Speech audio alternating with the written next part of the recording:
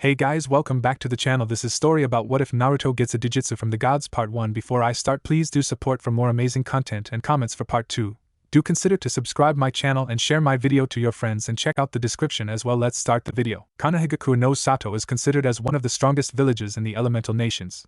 The village, known for its extraordinary strength in the shinobi arts, easily rose from the devastation caused by the Kyubi attack 8 years ago. Peace has reigned in the village after a few years of the destruction, but was relatively broken by the sound of a mob chasing an 8-year-old boy with blonde hair, blue eyes, and 3 whisker marks on both his cheeks. The boy's name is Uzumaki Naruto. The boy, Uzumaki Naruto, was used to this kind of treatment from the villagers. He didn't know the reason why he is being hated and that he deserved this kind of animosity from everyone. But his 8-year-old mind was busy trying to find ways to survive from his current ordeal than to ponder the mysteries that seemed to pronounce this fate. Despite his malnourished state, Naruto used his small body to outrun the mob. His stamina was considered the best in the village, able to outrun the Anbu or Chunins chasing him to catch him in one of his pranks. But it seems like today is not one of his lucky days. He found himself in one of the dead-end alleys that blocked his escape. He tried to find a way out of this predicament, but alas, he resigned himself to his fate for another round of beatings. "Finally, we caught you, demon brat," a villager shouted after cornering the cowering blonde holding a pitchfork in front of him, ready to impale the boy. "Today we are going to finish what the Yondaime started. We are going to kill you, demon," another villager ranted, brandishing a cleaver. Shouts of "kill the demon," "destroy the brat," and other expletives were coming out of the crowd. For Naruto, all of this means nothing but a load of pain and suffering if he ever gets out of this alive. The first attack came in the form of kunais, which he barely avoided except for a couple impaling him on the legs and shoulders. It seems that there were also ninjas in the group, but the lack of the usual shinobi garb hid their presence well. The rest of the villagers took this as a signal to start their vengeance and fell on the boy with their chosen weapons. He was stabbed in the stomach with a kunai, his arms were sliced by a cleaver, his right shoulder was stabbed by a pitchfork. He was beaten to every inch of his life, which left him with bruises and more bleeding. He was in unbearable pain. His entire body ached from the various stab wounds and cuts. He was curled on the alley floor and tried to stand, but a sudden pain made him fall back on the ground, gasping for breath. It seems that his legs were broken, as well as his left arm. Despite the torture that he went through, he was still conscious. "Why? What did I do to you people?" he gasped out, tears leaking out from his face. One of the villagers looked at him, sneering. "Why, you ask? Because you are a demon. We are just exercising our civic duty to finish what the fourth started, to kill you and end your miserable existence, demon."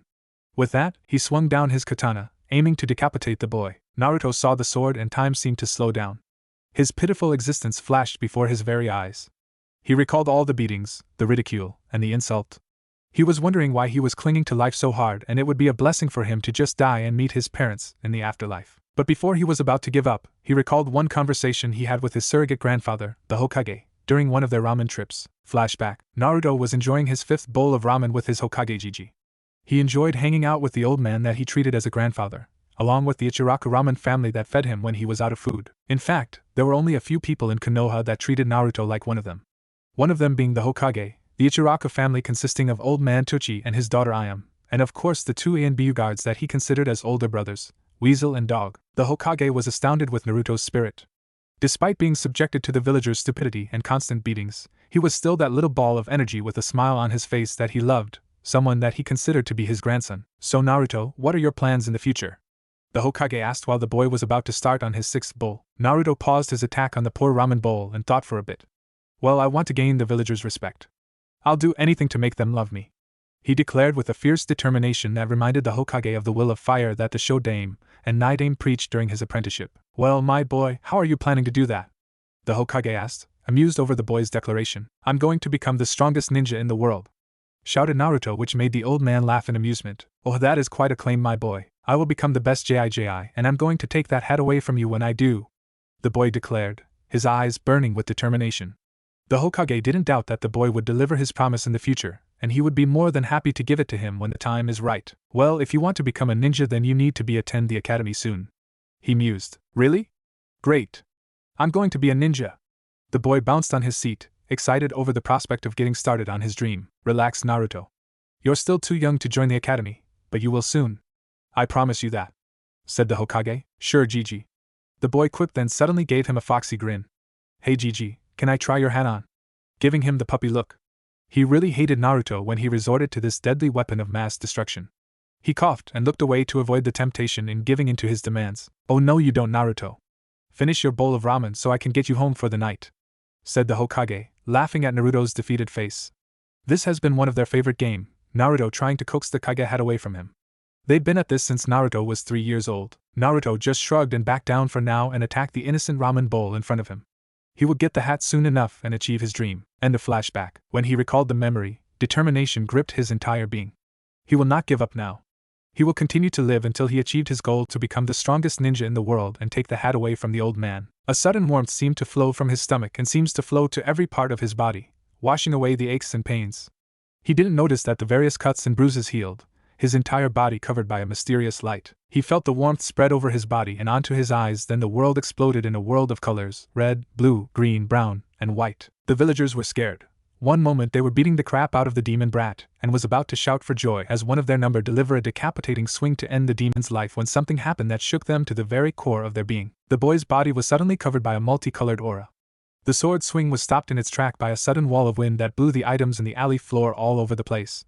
The boy threw his right arm out, palm forward, and a sudden wall of water appeared that pushed everyone back, including the one that was about to end his life. The mob was sputtering and started to pull themselves back on their feet when they noticed the boy at the end of the alley.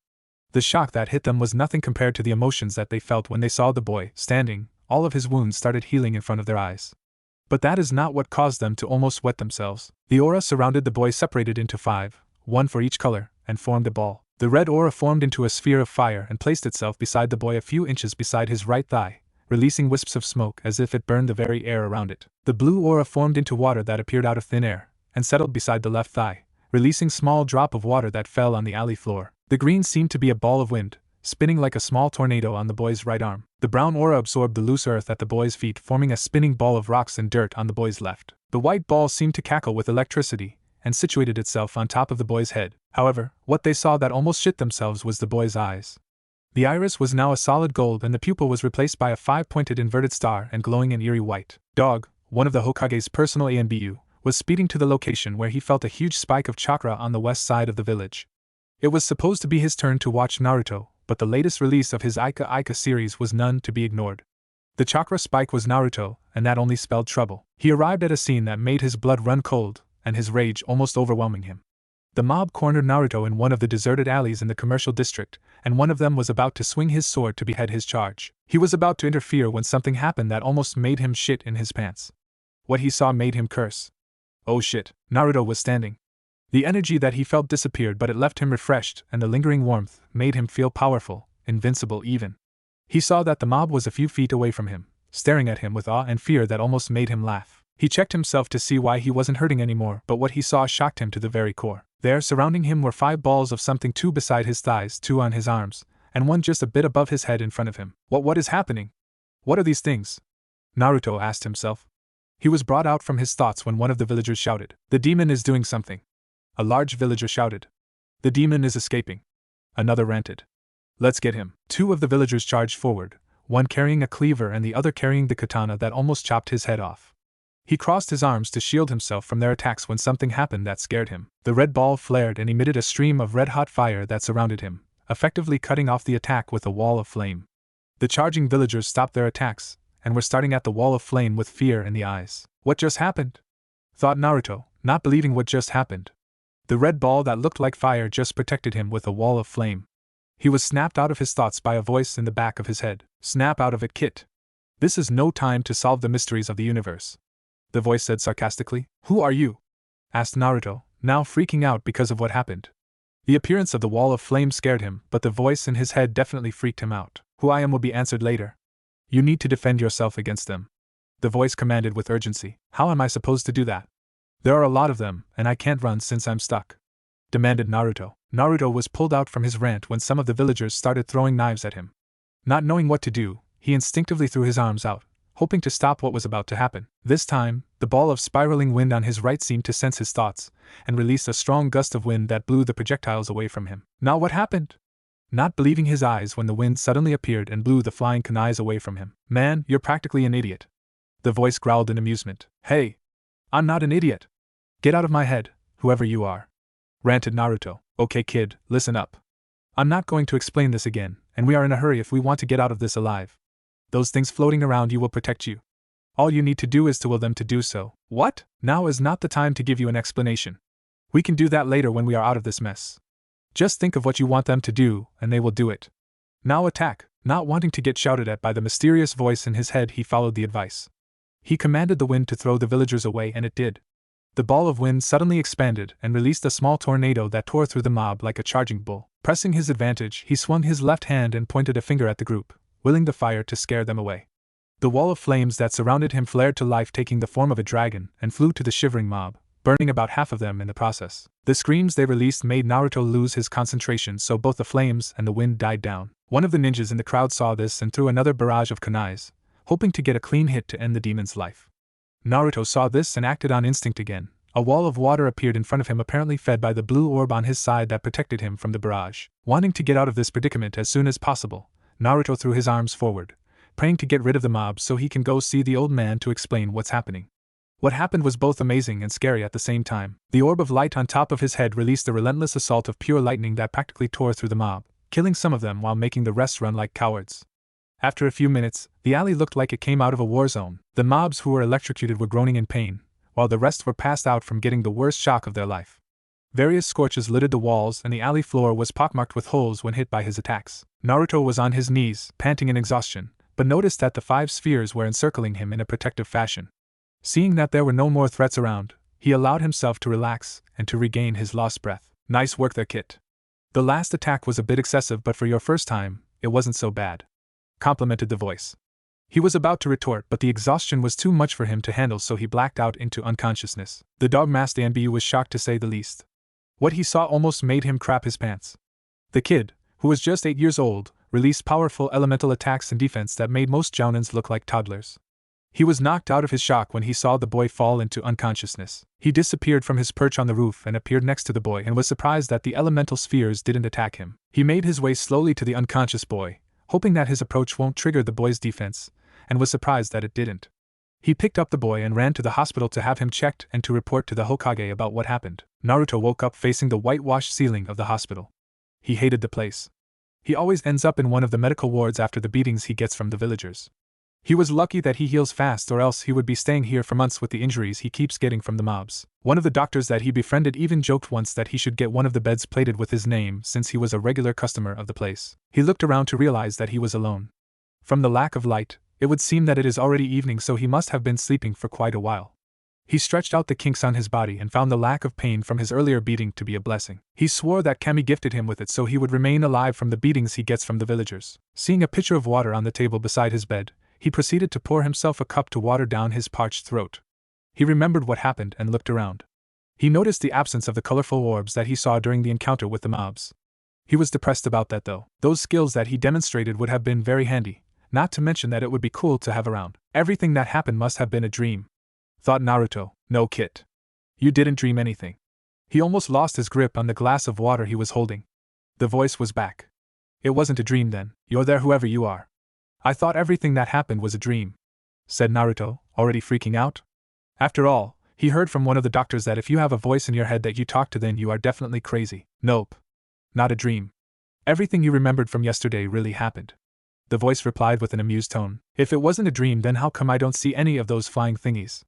Challenged Naruto. Because the ability is turned off at the moment. It wouldn't be much of a bloodline if it's turned on all the time. I mean, really, if you were a ninja, you would be spotted a mile away with your elemental orbs flying around you all the time. Elemental orbs? Asked Naruto, now confused with everything that happened. Come into your mind, all will be explained. With that, Naruto felt his consciousness being grabbed by something. He passed out again for the second time that day, his glass of water forgotten. Naruto opened his eyes and saw himself in a sewer. He was in an ankle deep of water with pipes all around him. The drips of water echoed from the distance. Well, what are you waiting for? Come to me. The voice said, no longer in his head but seems to echo from all around him from somewhere. I would if I know where you are, grumbled Naruto. A dry chuckle echoed across the walls. One of the pipes beside him lit up, giving the place a reddish hue. Follow the pipe, it will lead you to me, the voice instructed. Seeing nothing else to do, Naruto followed the lit pipe to discover the source of the voice. It didn't take long, but after a few minutes of walking, he found himself in a wide cavern the size of the Hokage Tower. The walls were filled with pipes in varying colors, red, blue, white, green, and brown. It was mesmerizing to look at.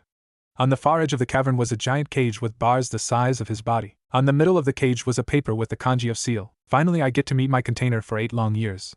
I've been waiting for you, Kit, said the voice that seemed to come from the darkness in the other side of the cage. Where are you? Or more importantly, who are you?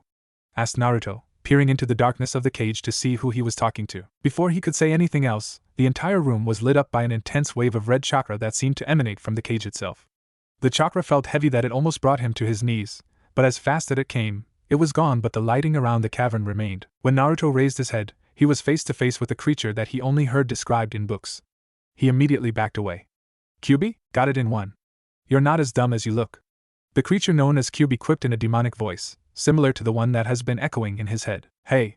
I'm not dumb, defended Naruto, still shaking a bit at the size of the creature in front of him. That remained to be seen. The fox mumbled, which was still loud enough for an indignant Naruto to hear. Anyway, we are currently in your mind, or to be more specific, in the seal on your body. Seal? What seal? You should be dead. The Yondaime killed you 8 years ago. He was interrupted from his rant when a menacing wave of killer intent that flooded the room. Kyuubi growled. Killed? Ha! The Yondaime couldn't possibly kill me. Me. The strongest of all the Bijou. The Kyuubi no Kitsune. However, he did the only thing that could stop my rampage. He sealed me inside his only child. You, said Kyuubi in a loud voice, unaware that he revealed something that he shouldn't have said this early of the conversation. What? The Yondaime is my father? Shouted Naruto in disbelief. Not only was the Kyuubi sealed in his gut, but he also found out that his father was the one who did that to him. His father was the Yondaime, one of the strongest Hokages of Konoha. Sometimes, the stupidity of humans can be very amusing. Kyuubi mused loudly. Yes, Kit. I am sealed inside you, and the Yondaime is your father. I don't know why this has been kept a secret from you, so it's best if you ask the old man about it, since I don't know anything about it. Naruto's mental state was in chaos, to say the least. Not only did he learn that the Kyuubi was sealed inside him, but his father did it. He realized why he was called a demon all the time by the villagers. They think that he is the Kyuubi because he was its jailer. He felt betrayed that the old man didn't trust him enough to share this information with him. He was mad at the villagers for their stupidity. No tears fell, but deep inside him, his anger was starting to smolder. While he was deep in thought, the great Kyuubi was eyeing his host with a speculative gleam in his eyes. True, it was a bit of an insult to be sealed into a runt, but there is nothing he can do about it now. He can also sense the hatred and anger coming from the boy. He needed to stop this now before the boy decides on something that he will regret later on. Snap out of it, Kit. This isn't the time to wallow in pity, said Kyuubi. Upon hearing his voice, Naruto's head snapped up and gave the Kyuubi an intense glare that made the creature back up a bit. You're one to talk. It's because of you that I'm hated by the villager. It is because of you that I'm always beaten on my birthday.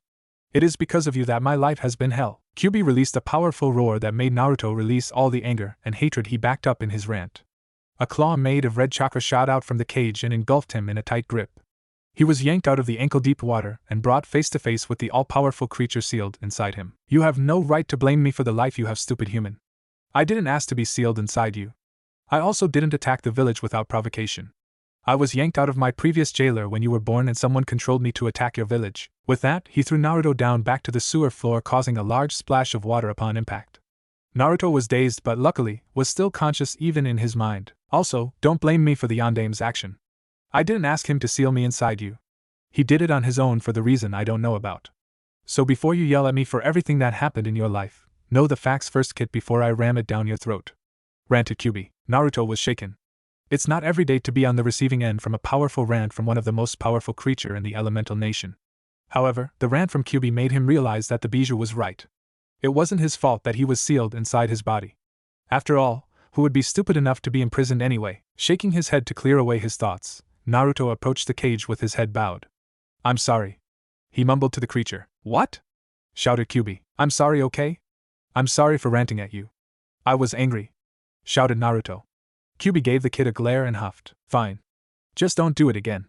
Are you calmed down now for us to talk, or do you still want to rant and rave?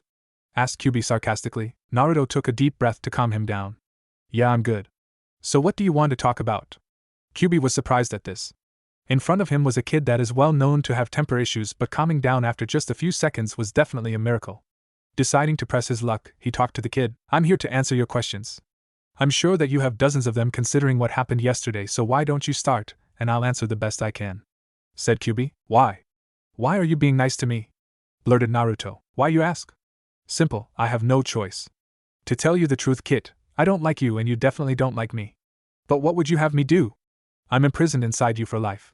The seal was made by the Shinigami himself that tied our souls together. If I escape, we both die. If you die, I die. So instead of bitching about it, I'm willing to work with you to make my life more bearable in this stinking prison. Well, I guess that answers that. You mentioned you have a previous jailer aside from me. Who was it? Asked a curious Naruto. My jailer before you was your mother, Uzumaki Kushina, replied Kyuubi. What? My mother was your jailer? Shouted Naruto. Calm down, Kit. You're giving me a migraine. Yes. Your mother was my jailer. Nice lady too. She and I got along well together. When she was pregnant with you, a major part of her chakra system and body functions was diverted to sustaining you, so the seal that held me in her body was weakening. But with the efforts of your father, the Yondaime, they were able to hold me inside while you were being pushed out. He paused, checking if the kid was listening. Seeing that he got his attention, he continued. Anyway, after you were born, they were about to reinforce the seal when a man came out of nowhere and attacked your mother, which eventually released me from the seal. I was teleported outside of Konoha borders where the man suddenly appeared and took control of me. Do you know who the man was? Asked Naruto in a tight voice, wanting to know the one who killed his family and caused all his problems. Oh, I remember him all right, said an angry Kyuubi. He was the same man who controlled me to do battle with Hashirama Senju in a place what you guys now call the Valley of the End. His name was Uchiha Madara. What? He's supposed to be dead? Asked a disbelieving Naruto. He read some books on his spare time when he was allowed in the library, so he was a bit familiar with Konoha's history and founding. Oh, he's alive all right. I don't know how, but he is definitely alive. He survived the battle with the Shodaime, and he is definitely alive when he attacked your mother and took control of me for the second time. I'm guessing that he is still alive right now, but as to where he is I don't have a clue. I see. So what now? Asked Naruto, dropping the subject for later. He has more important things to worry about, that history. Well, how about we talk about what happened back in the alley when you were attacked? I'm sure you have questions. Naruto nodded. Yes. What happened back there? What were those ball thingies that appeared around me? It was amazing. I didn't know I have something like that, said Naruto in an amazed voice. Kyuubi chuckled. Yes, Kit. It was definitely amazing. You see, what happened to you back there was a combination of both your mother's bloodline and my interference. This shocked Naruto. He has a bloodline? My mother has a bloodline? Oh yes. But your mother's bloodline was in a passive form. You see, her bloodline was called chakra manipulation. In her case, she can use her chakra to form chains that can easily disable anything, even me. That is one of the reasons why she was chosen to be my jailer in the first place. Now it would be safe to say that you already have her bloodline of chakra manipulation. What is chakra manipulation? Is it a way of using chakra for a lot of things? You are partially correct. You see, shinobis have the ability to use chakra for jutsu. There are also some who utilize their chakra for small things, like the Hyuga clan who uses chakra on the tip of their fingers like a needle to close the tenketsus of their opponents. Those are minor things compared to what you can do. In your case, you got the full ability of your bloodline, unlike your mother. In your case, you have full chakra manipulation. You can do anything with it. You can make it into weapons, you can use it to move objects, you can even protect yourself with it by forming a dense shield. With this ability, you can use your imagination to use chakra in anything you wish, said Kyuubi. Naruto was now amazed with everything that Kyuubi said. He has a bloodline. But not just any bloodline, it is an amazing bloodline. He can use his chakra to do anything he wanted. However, something wasn't right. He voiced out his concerns. But what I did back in the alley is definitely not chakra manipulation, is it? I mean, it was different from what you described regarding my mother's bloodline, questioned Naruto. Kyuubi nodded. You're very perceptive, Kit. You see, I tweaked your bloodline a bit to suit my purpose. I don't want to have a weak jailer. Ever since I saw you getting beaten up, it took me a few years to change your DNA so that I can also change your latent ability. What you have now is quite different from your mother's bloodline, but also similar in a way. What I did was give you full chakra and elemental control as well as granting you an ultimate defense, so to speak. Huh? What? Asked the dumbfounded Naruto. Kyuubi just sighed. This might take a while. Let me see. I changed your bloodline a bit using my chakra. Instead of just manipulating chakra, I changed it so that you can use your chakra to allow you to manipulate the elements as well. For example, you can manipulate your chakra to allow you to create a shield of water or a sword of wind. It's all up to you on what you want to do with it. It takes practice, sure, but I'm sure that you can do it the way you want it to. That is also one of the reasons why you have a large chakra supply. This ability requires a shitload of chakra to work, so I also boosted your natural chakra supply to at least Kage so you won't drop from exhaustion from using it. Whoa, that is so cool! Shouted Naruto, excited over the prospect of practicing his bloodline ability. You mentioned something about ultimate defense. What is that? Oh, you caught that, did you? Seeing Naruto nod, he continued. Did you notice those small orbs that were floating around you back in the alley? Yep. I was freaked out a bit at first, but now that I think about it, they were cool. Well, those orbs are also a result of the changes I made to your bloodline. These orbs are elemental orbs, that is an automatic defense connected to your instinct. If you feel an attack coming or your instinct picks something up, then it will react accordingly to protect you. If you noticed, you can also control it to attack. To explain it easily, it is a subconscious defense but requires your focus and will to attack, explained Kyubi. So how do I activate it then? Asked Naruto, excited to gain control of this ability as soon as possible. Seeing Naruto's excitement, Kyubi sighed again. Simple kit. Just channel chakra to your eyes to active your bloodline. Like the Sharingan and Byakugan, the eyes act as a switch for the bloodline to work. To turn it on, just continuously channel your chakra to your eyes, and if you want to turn it off, then just cut the chakra flow. That's easy. I can do that. He paused for a bit, then looked at Kyubi with a sheepish expression on his face. How do I channel chakra? Kyubi's sweat dropped. This is going to take a while. Naruto opened his eyes and saw that it was morning. He guessed that it took almost all night to talk to Kyubi about his bloodline. His body was well rested, it seems, considering that his body was asleep while his mind did all the work. It was amazing that he didn't get any headache from the whole thing. Of course, I wouldn't want you to wake up with a headache. I shudder to think your reaction would be when you wake up with a migraine, quipped Kyubi from his head. I didn't know we can talk like this, said Naruto. You really are an idiot at times. If you remember, I talked to you when you were attacked in that alley, said Kyubi in an amused tone. Oh yeah, right. Sorry about that, replied a sheepish Naruto. If you don't mind, I'll go take a nap. I stayed up all night talking to you, so I want to go to sleep and leave you alone for a while, said Kyubi, getting a mental image of the fox yawning and curling up in his cage. Naruto shook his head and sat up on his bed. He pulled off the covers and found that he was garbed in a hospital gown. I guess my clothes are gone now, he thought sadly when he remembered the beatings he got from yesterday.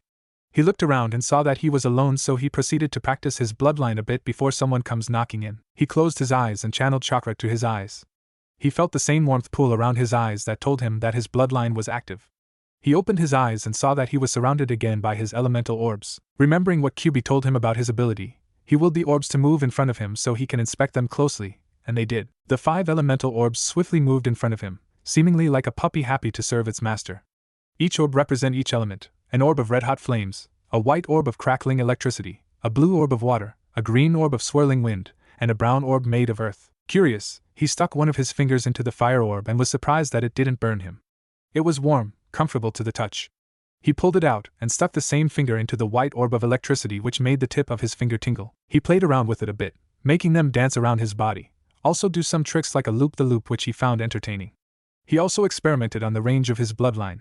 It seems that these orbs were self-sustaining and can leave the range of his body. He experimented with this a bit by throwing the balls on the ends of the room and was happy that they didn't disappear. He also remembered that Kyubi told him about his chakra manipulation, so he gave it a shot and channeled chakra to his finger to connect to the orbs. It didn't work as he planned.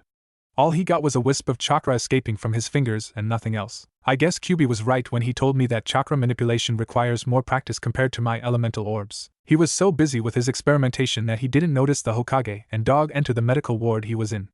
Their jaws were hanging open when they saw Naruto playing around with spheres made of elements. It was astounding and freaky at the same time. The Hokage coughed to get his attention. Naruto was busy playing around with his elemental orbs when he heard someone cough in the room. He turned his head and saw the Hokage and dog standing there on the door with their mouth hanging open. He gave them both a wave that caused the orbs to weave around him as if they were playing. Hi GG Dog-san. He greeted his visitors. Both approached Naruto cautiously to avoid getting attacked by the orbs. Dog informed the Hokage everything that happened in the alley, so both were quite cautious when they approached. Naruto noticed this. Don't worry Gigi. They won't attack. He demonstrated that he was in complete control of his ability by letting them move around his body with his fingers, telling them where to go to alleviate their concerns. Naruto, I'm glad to see that you're awake. The Hokage greeted his surrogate grandson. I'm happy to see you're alright, Naruto. How are you feeling? Dog asked, concern lacing his voice, which Naruto found endearing. I'm feeling good. Great even. A lot of things happened, but I'm cool, quipped Naruto happily. Naruto, what are those? What happened to your eyes? The Hokage pointed at the orbs. Oh. These are my elemental orbs. They are a part of my bloodline, explained Naruto with an excited tone in his voice. Bloodline? I didn't know you had such a bloodline. I don't even know that such a bloodline exists, asked the Hokage, dumbfounded on the idea of Naruto having such a powerful bloodline. Oh. Yeah. These are new. Kyubi told me that he changed my mother's bloodline a bit to create them. When I get these eyes, it means that my bloodline is activated. Kyubi? Both Hokage and dog shouted. Yep. Kyubi explained everything to me, said Naruto. He frowned. He also told me everything about my parents. Naruto, the Hokage started but was cut off by Naruto. You don't have to say anything, Gigi. I understand why you didn't tell me, so I forgive you. I also know that I have Kyubi sealed inside me and I was able to talk to him. You talked to the Kyubi? Asked the Hokage, shocked that Naruto was able to get in contact with the beast at this early stage of his life. Yup. It was an accident really, caused by the attacks, but it was good. I want you to be careful, Naruto. The Kyubi is a dangerous creature, warned the Hokage. I resent that. I'm only dangerous to my enemies, growled Kyubi. I thought you were asleep, Naruto asked his tenant. I was, but I woke up when I heard you were talking to the old man and your friend, explained Kyubi. The Hokage noticed Naruto's blank stare, so he shook the boy a bit to get his attention. What? Exclaimed Naruto. You spaced out a bit there, kid, said Dog. Oh, sorry about that. Kyubi was talking to me. He was supposed to be asleep, but he woke up when you came in and heard you. What? Sheesh. Old people tend to overreact these days. Tell him to calm down, Kit. I won't do anything. Why don't you tell him what we talked about in our deal? Said Kyubi. Giving the fox a mental nod, he turned his attention to his two visitors. Why don't you two sit down? This is going to take a while. When the Hokage and Dog sat down, Naruto explained everything that happened in the alley and his meeting with Kyubi. He told them about why Kyubi attacked Konoha and explained what he knows about his abilities. When Naruto ended his story, the Hokage was massaging his temple because of the headache he got while digesting Naruto's story. Dog was drinking from a sake bottle he got from somewhere. Both found everything that happened to Naruto to be unbelievable. In fact, nothing natural seems to happen to the kid. So Gigi? What do you think? I think you just gave me the worst headache in my history as Hokage. The old man whined while giving Dog a glare for not sharing his sake with him. It wasn't that bad. Naruto defended himself. Wasn't that bad? You just told us that you had a talk with the most powerful Bijou in the elemental nations and gave you practically the most powerful bloodline in history. Sheesh. Nice to downplay everything that happened, kid, exclaimed Dog. Naruto just ignored it and looked at the old man. So Gigi? What do you think I should do now? The Hokage made up his mind over some things concerning Naruto's inheritance. Why don't we leave here and adjourn to my office? Let's finish our talk there. Since you already know about your parents, so it's only safe to give you your inheritance. I think we might need to discuss about giving you an early training course so you can safely handle your bloodline without killing yourself. Naruto agreed. After Naruto changed into clothes that Dog got from his apartment, they adjourned to the Hokage Tower to talk about Naruto's inheritance. When they got to the office, Dog left to resume his shift, while the Hokage went to one of the portraits lining the Hokage office. He bit into his thumb and wiped some blood on a panel underneath it, which opened to reveal a small nook. He took out 2 scrolls and a set of keys. He returned to his desk and sat down to face Naruto, who was idly sitting on a couch playing with one of the elemental orbs. From the looks of it, it was fire.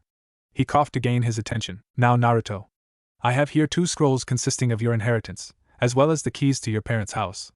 Since you already know about them, then I'm going to allow you to stay in the Namikaze compound starting from now on. The security seals around the place are foolproof, so you need not worry about mobs finding you when you stay there. Seeing Naruto nod, he handed the keys to the boy and continued. This scroll contains all the money that your parents have amassed when they were still alive. We can safely say that you are going to be a very rich boy, said the Hokage. Why aren't they in the bank, Gigi? Asked Naruto. Simple. When Kushina and Minato died, they were thinking that the Namikaze clan died with them. The civilian council were trying their best to get the money, so I took out all the money from the bank, leaving only a few measly change, then sealed the bulk of it into this scroll, explained the Hokage. It was a wise move on his part to immediately get the money from the bank and sealed it into the scroll. The week after Kushina was declared dead, the civilian council was demanding to have the money transferred over to the village coffers. He was sure that they were going to go behind his back and pocket the Namikaze and Uzumaki fortune, leaving poor Naruto on the dirt. He was practically gloating when the civilian council found out that the billions of Ryo they were coveting from the clan account turned out only a few thousands. That was one when he scratched up on his book. Thanks, Gigi. So how much do I have? Asked a curious Naruto. I'm not sure. I think you have several billions of Ryo in that scroll, said the Hokage offhandedly. What? Billions? I didn't know that my parents were that rich, exclaimed Naruto. The Hokage just gave him a long look. Naruto, you forgot that your parents were very powerful shinobis. Remember that they worked their way up the ladder, so the bounties and salaries for missions made them well off. Not to mention that your mother was one of our accomplished hunter nians, so she definitely got a lot of money out of the bounties she turned in, explained the Hokage. Naruto was awed at the explanation. His parents were powerful shinobis. His determination doubled upon hearing this. Now he definitely needs to work hard to become the strongest. Now Naruto, there is something we need to talk about, and it concerns the council, said the Hokage in a serious tone. This immediately got Naruto's attention. What do you mean, old man? I have a plan, but I need your permission first. Sure, I trust you, said Naruto with a smile. The trust that the boy showed him made him sit straight, proud to have the child's total devotion despite everything he went through. He is now more determined to protect the child, and to do that, he needs to get the council back to the way it was before. Thank you, Naruto.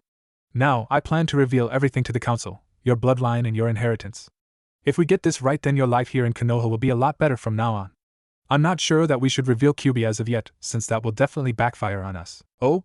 So you're going to tell the old geezers about me? Are you sure about that, Gigi? Naruto asked, worried about what might happen that will give him problems in the future. No need to worry, Naruto. Remember, I know the laws like the back of my hand. I plan to introduce you as the Namikaze and Uzumaki clan head and back it up with the introduction of your bloodline. Remember, bloodlines here in Konoha are prized by the council, so you having one will definitely swing the decision to your favor. Now all we need to do is to find out if your bloodline will be passed on to your children. Tell him to go ahead, Kit. Your bloodline is deeply integrated into your DNA, so your kids will definitely have them. Announced Kyuubi. Kyuubi said to go ahead, Gigi. He said that my kids will get the same thing I have. Said Naruto. Good. Everyone already knows about Kushina's bloodline, but we can tell them that it evolved because of the Namikaze genes. This way, they won't look deep into it. Sounds great. Do you want me to attend the meeting? Asked Naruto. Yes. I need you to be there since you will be asked to demonstrate your bloodline to the council, mainly the Shinobi Council. I already called for a meeting, so they are waiting for us down in the chamber. I'm ready, Gigi. Let's kick the geezer's ass and teach them who's boss. Naruto shouted enthusiastically, which brought a peal of laughter from the Hokage. Only Naruto can brighten his day like this. The Konoha Council was divided into two factions, the Shinobi Council and the Civilian Council. The Shinobi Council is made up of the Konoha clan heads, as well as the two advisors of the Hokage. The main clans include the Hyuga, Aburame, Akimichi, Nara, Uchiha, and the Inuzuka.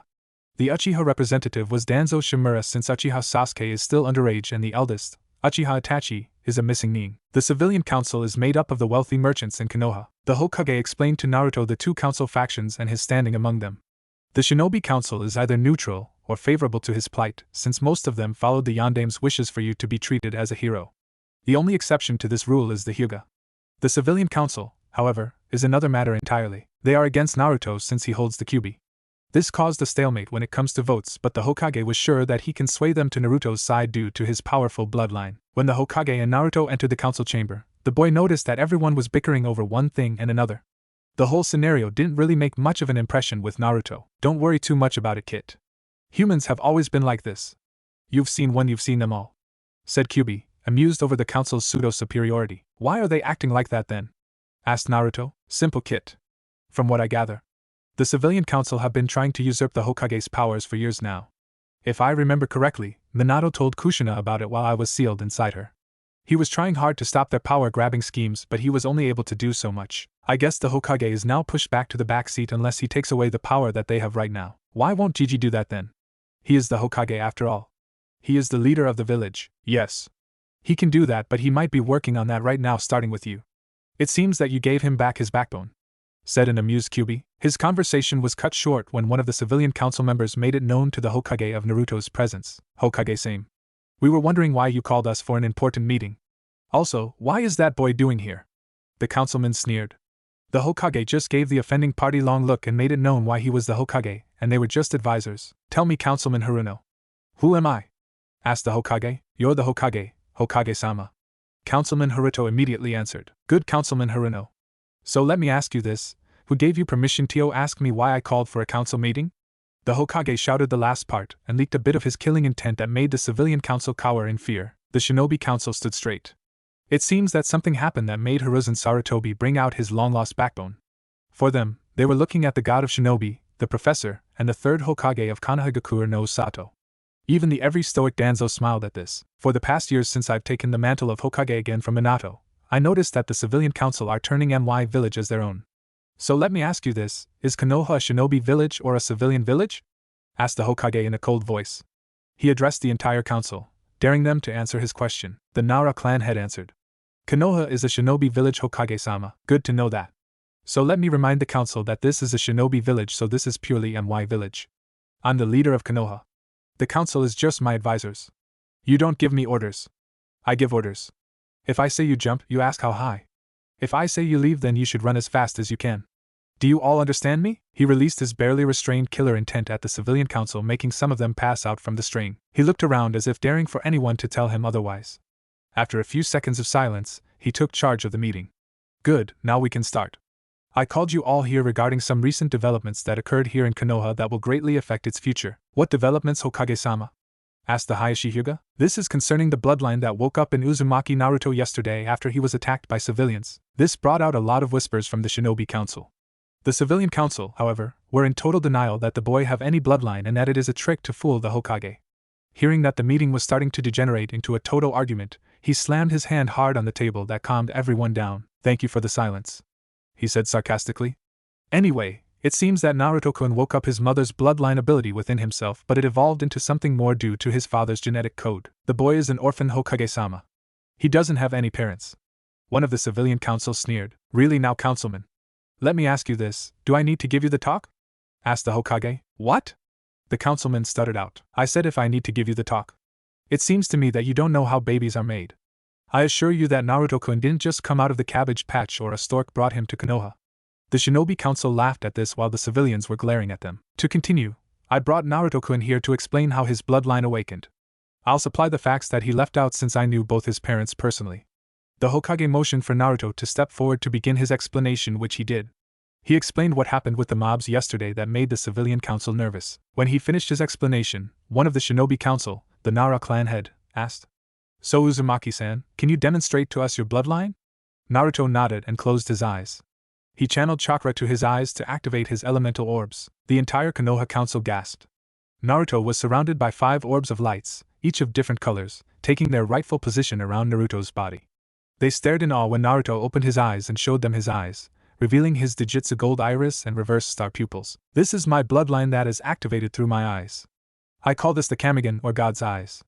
And no, I didn't come up with a name for my bloodline. Hokage Jiji gave me the name since it is a new bloodline with no records of its origins. So what do they do, Uzumaki-san? Psum, the Inuzuka clan head, asked. My bloodline is composed of 2 main elements according to the Hokage. It seems that I got my mother's chakra manipulation bloodline that allows me to utilize chakra for almost anything I want. Hokage Jiji also told me that because of my father's DNA caused the bloodline to evolve that allows me to control elements, as well without having to do hand seals. Also, my elemental orbs is only activated when my Doujutsu is active. It seems that my ultimate defense and elemental manipulation from them is directly connected to my eyes. This shocked the entire council. A bloodline of this magnitude has never been seen throughout the entire elemental nations. The power to control chakra and the elements is practically the most powerful bloodline in the world. Most of the shinobi councils were drooling over the possibility of such bloodline, while the civilians were busy plotting on how to get Naruto under their wings to control such power. What are those orbs surrounding you? The Aburame clan head asked. These are what I call elemental orbs, Shinobi-san. They serve as both my offense and defense. The defense is automatic. When it senses danger, it can act without my will to protect me. Interesting, can we test it out? Danzo asked, interested over the possibility of such bloodline. Getting a nod from Naruto, he snapped his fingers twice and one of the hidden ANBUs in the chamber threw 2 shurikens at Naruto at blinding speed. However, before the shurikens could hit Naruto, a wall of water shot out from the blue orb and intercepted the projectile. Danzo snapped his fingers again twice and a hail of kunai seems to shot out from the wall, but before it could hit Naruto, a wall of wind surrounded him that deflected the kunais away that almost hit the council members in the room. The entire council was shocked at the power of such bloodline. It was indeed the ultimate defense. Uzumaki Naruto has power over the elements, and to use them as his ultimate defense. This was unheard of. Interesting indeed, Uzumaki-san. It seems that your bloodline is quite powerful, said Danzo. However, what would happen if someone attacked you directly?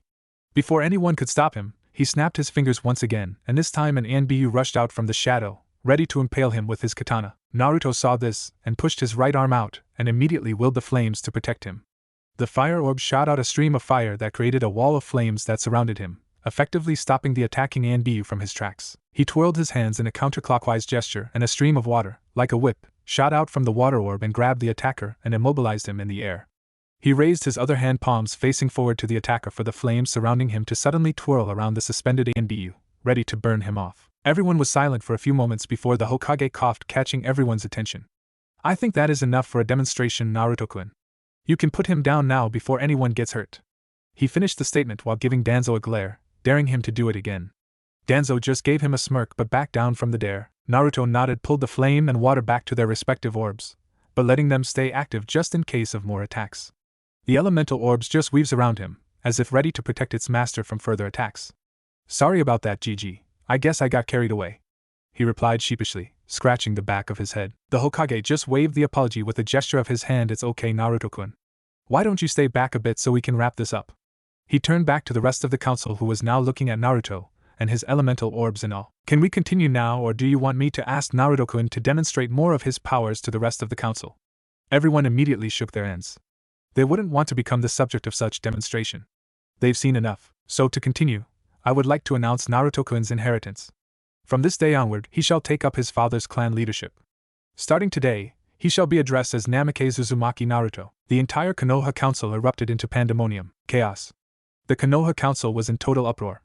The shinobi side of the council was excited over the prospect of returning the Namikaze clan into Konoha. However, the civilian council were in total denial. Not only was the Kyuubi brat in possession of practically one of the most powerful elemental bloodline to date, but also the son of their hero, the Yondaime Hokage, Namikaze Minato. Both Sarutobi and Naruto were amused over their antics. They were expecting chaos, but this takes the cake. Everyone was in total uproar. It was hilarious, and both were dismayed of not bringing any camera with them to immortalize the faces of the entire council. Sarutobi let the council go wild for a few more minutes. He and Naruto both discussed how things were supposed to go, and this is part of their plan. Instead of lording over the council, it was decided to let them stew over the idea and let them arrive at their own conclusion. The shinobi council eventually settled down, but the excited smirk on their faces proved to be enlightening to both Naruto and the Hokage. Even the stoic Hayashi Hyuga was showing a slight smirk, to the trained eye of course. That tells that he was happy with the news. It made Sarutobi a bit weary since Hayashi was known to be a schemer, so he may have plans with the young Namikaze. The civilian council, however, was discussing among themselves the absurdity of the idea regarding the demon brat being the Yondaime's son. Considering that they weren't that smart to begin with, so the bare facts that the shinobi council already realized eluded them. Sarutobi was brought out of his musings when the head of the civilian council shouted to get his attention. The offender was no other than the Haruno councilman. "This is absurd, Hokage-sama. It is not possible for the boy to be Namikaze-sama's son," ranted the councilman. "Oh? Really now, Councilman Haruno? Do you have any facts that prove otherwise?" inquired an amused Sarutobi. "We all know for a fact that the Yondaime has never married. If it was, then his son's parentage would have been known throughout the entire village." The Hokage nodded. "That is true, but that is the reason why all of you don't know about his personal life." "Explain yourself, Hokage-sama," said another civilian council member. "I don't have to explain myself to you, but I will humor you just this once. Now, before we go into the legalities of the Namikaze Uzumaki heir, let me first ask you this. Do you think that Naruto-kun is the exact replica of the fourth when he was young? Get rid of the whisker marks and the orange outfit, then you will see what I'm talking about." Everyone stared at Naruto, which made him squirm in his seat. It wasn't always that he becomes the center of attention, so he wasn't used to the feeling. The Nara clan head spoke first. "You are correct. He does indeed look a lot like Minato when he was still young. I should know. He was quite close with the Ino Shikacho and Noichi Shikakuchuza group during our pre-genin days." The rest of the shinobi council agreed at this. "Also, his temper and attitude reminds me too much of Kushina-chan when she was young. She was quite a spitfire, that girl. Not to mention the pranks she pulled," said Suminosuke, chuckling all the while as she remembered the young hothead. "Indeed. Remember when she clobbered Jiraiya-sama when he was caught peeking at the kunoichis?" said a laughing Chuza. "He stayed in the hospital for a week after she was done with him." Every shinobi council member chuckled at that. The civilian council just glared at them. "That is not enough reason to believe that the boy is the son of the Yondaime," said one councilwoman. "You are correct. That is why I brought with me the marriage contract of both Kushina-chan and Minato-kun's. It was a private ceremony held in my office, witnessed by Jiraiya and Tsunade. Also, here is the birth certificate of Naruto-kun when he was born during the Kyuubi attack, signed by both Tsunade and Hikari Sato, who took charge of the birthing," said the Hokage, holding up two documents and passed them first to the shinobi council. When the civilian council got their hands on the documents, they poured all their attention to it to make sure that everything is legal, and to their dismay it was ironclad. It was official.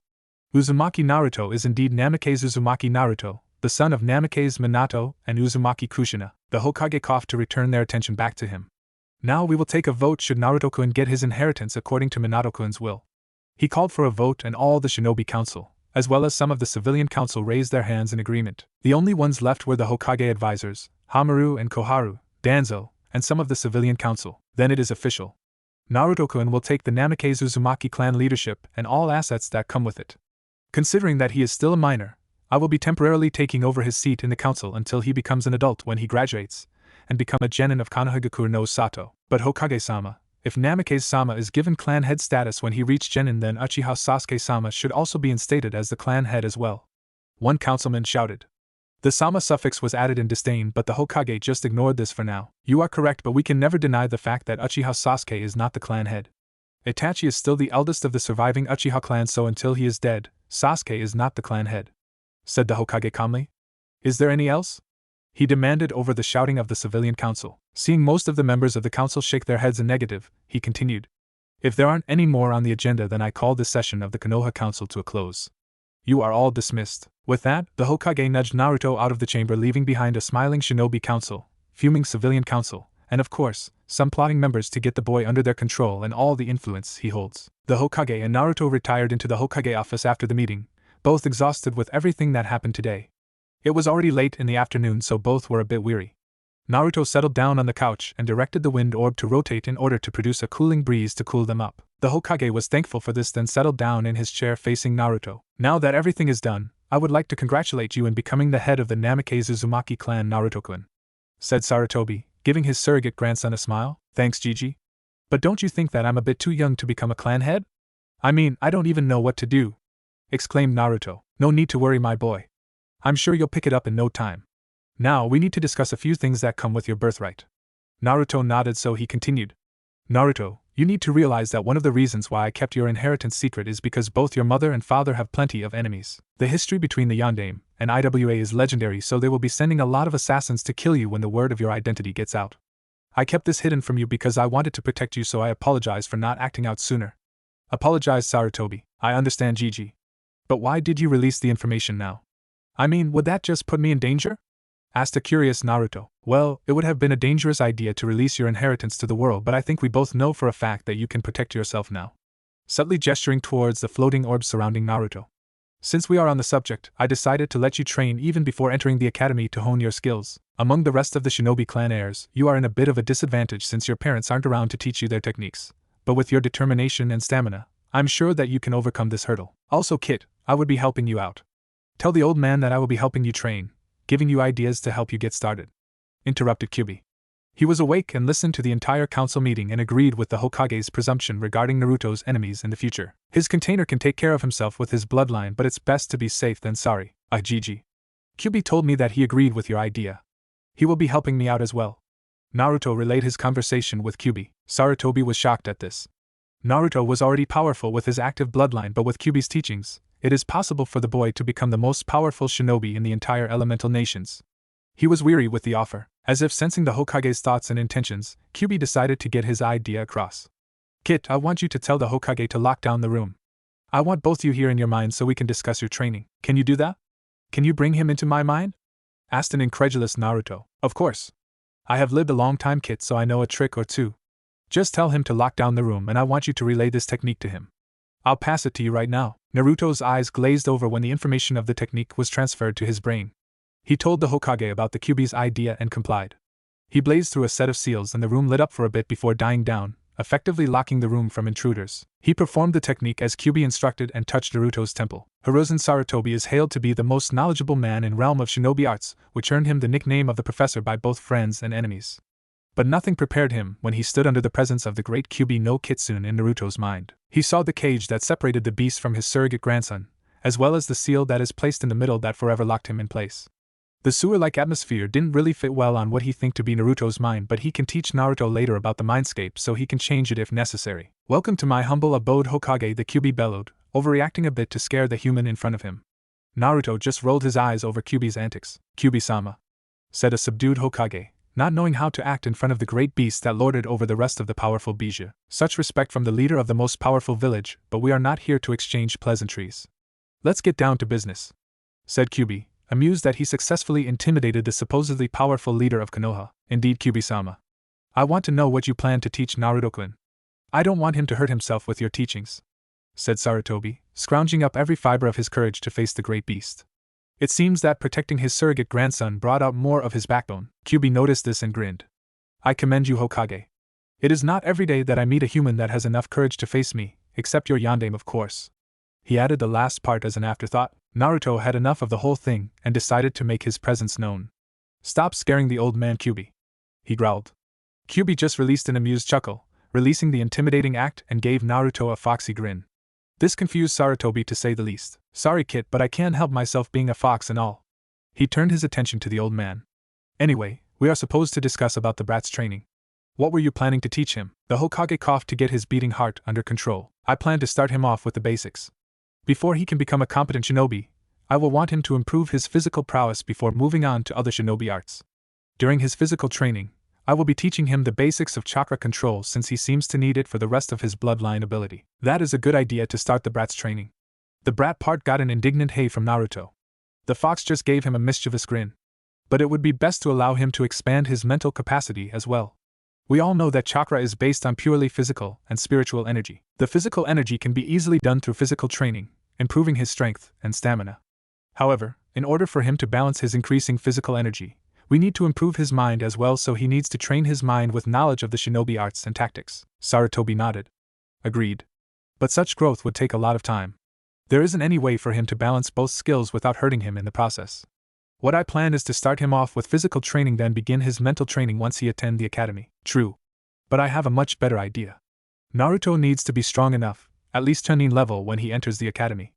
I don't want a weak container, and knowing his heritage and being my container, his enemies won't be giving him the breathing room to grow strong. Kyubi argued. Sarutobi sighed. You're correct, Kyubi-sama. But I know nothing to help him in both fields at the same time without him breaking down in the process. You don't. Well, actually you do, but you haven't realized it yet. But I do know how to get both his training done at the same time. I want you to teach him the Kage Bunshin technique that his mother passed on to Konoha. That shocked Sarutobi.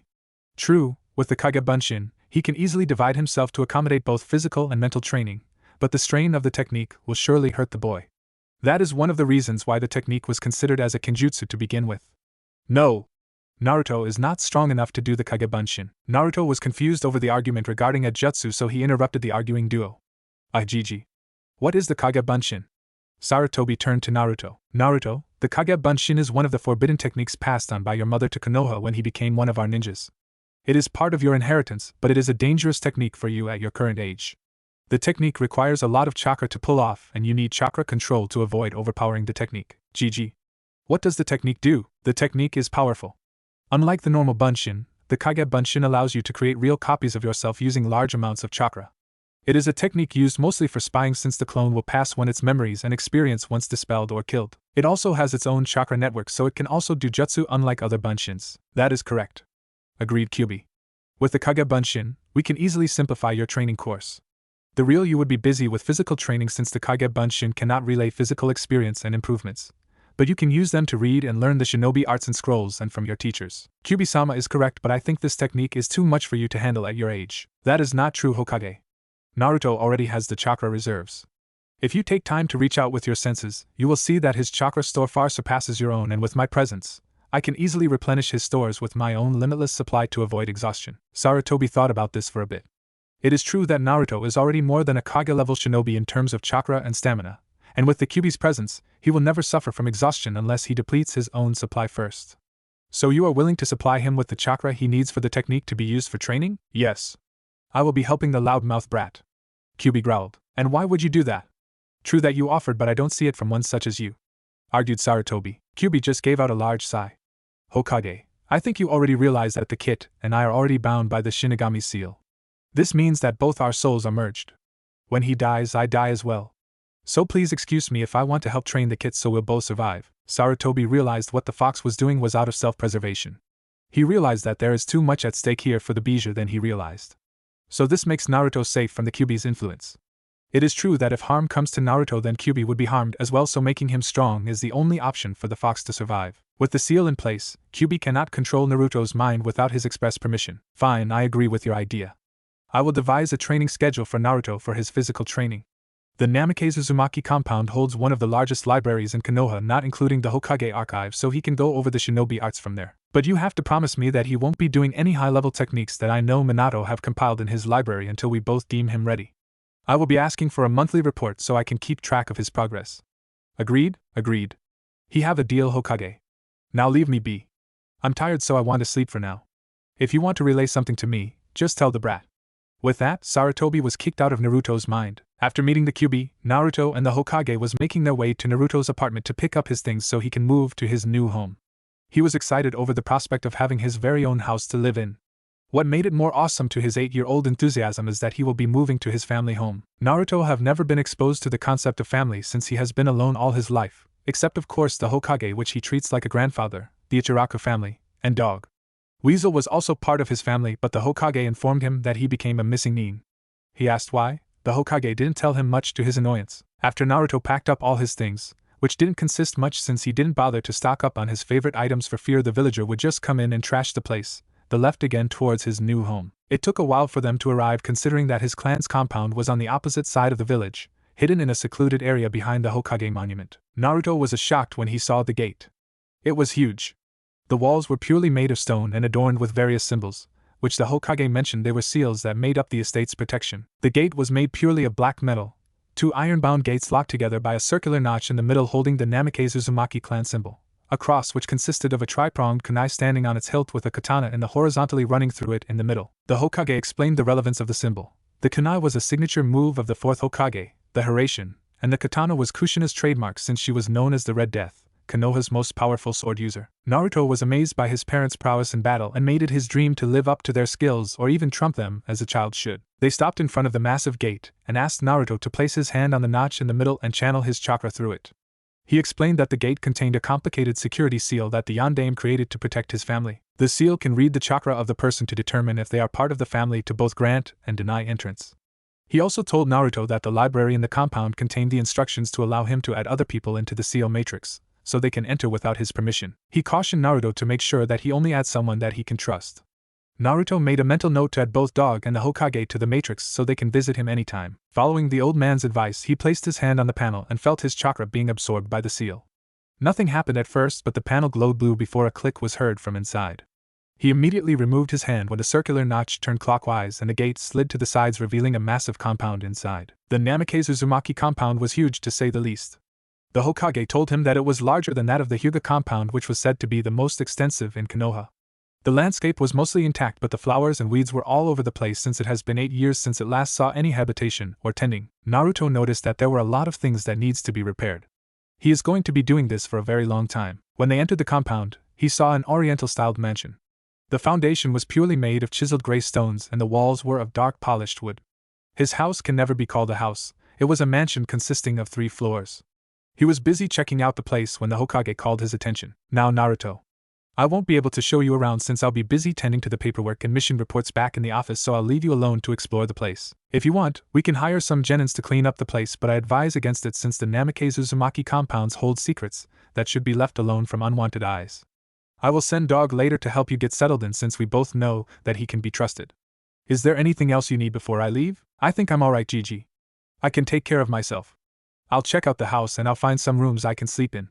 I'll decide what to do tomorrow since it's already late, said a tired Naruto. Sure thing, my boy.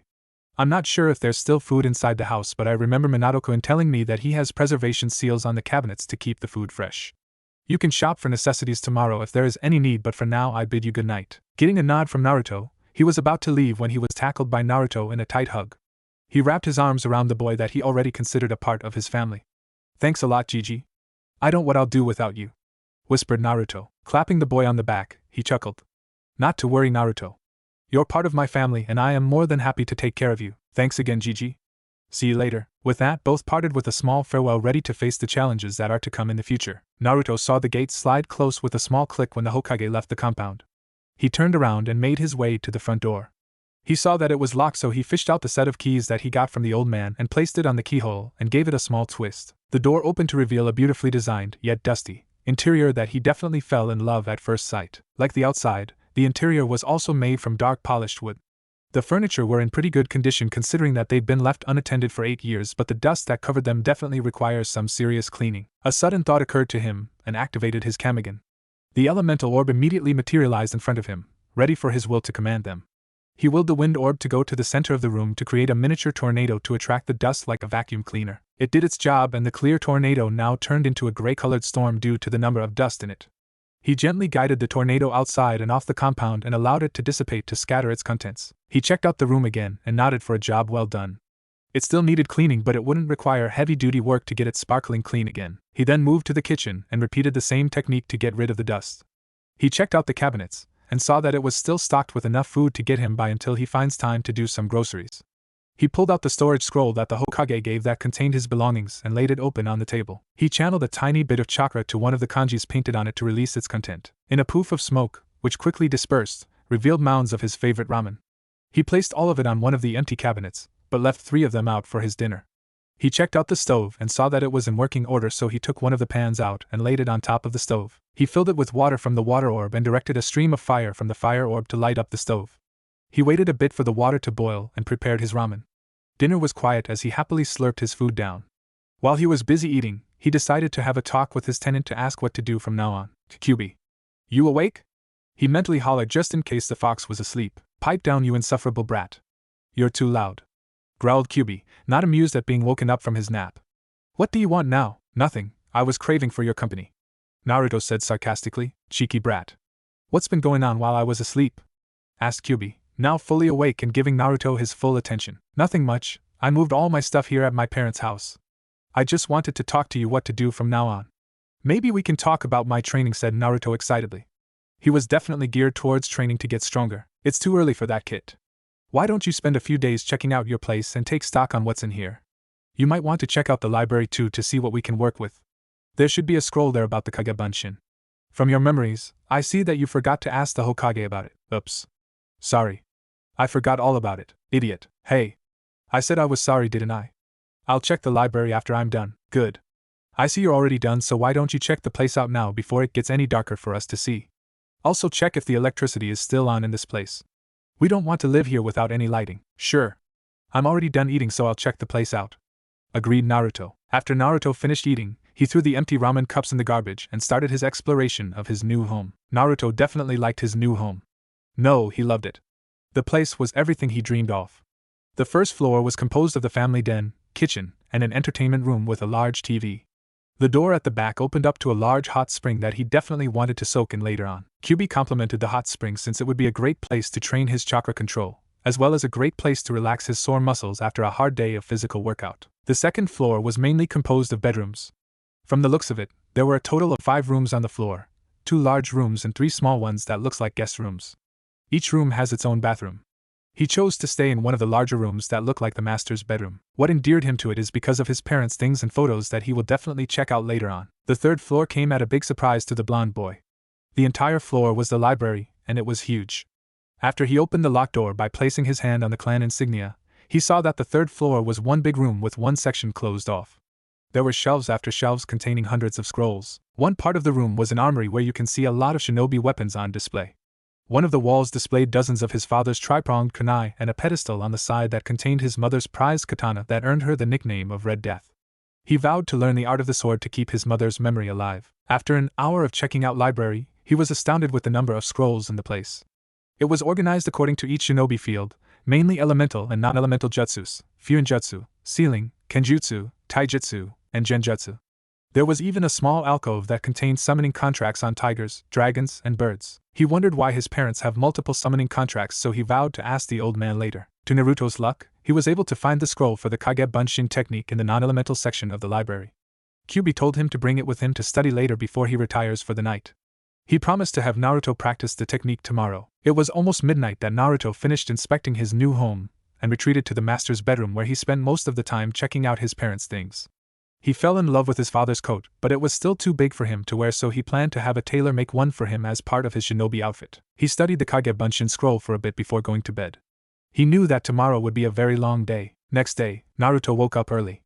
Ever since he lived on his own after being kicked out of the orphanage when he was 4 years old, it has been his daily routine to wake up before the sun rises. He grumbled a bit and headed straight for the bathroom to freshen up. He saw that he didn't have enough toiletries, so he added that to his list of things to buy. He took a cold shower to wake him up as part of his routine and adjourned to the kitchen to fix himself some ramen for breakfast. He was interrupted when QB suddenly voiced out his concerns regarding his choice of food. "You know, ramen will not help you become the best shinobi," the QB voiced out in his mind. "What? Ramen is the best food in the world. How dare you suggest that it won't help me become the best?" ranted Naruto. "Kit, I didn't mean to insult your favorite food, but ramen won't help you much when you start with your physical training. Let's face it, what you're eating right now isn't healthy. It's because of my influence on your body right now that you're not looking malnourished.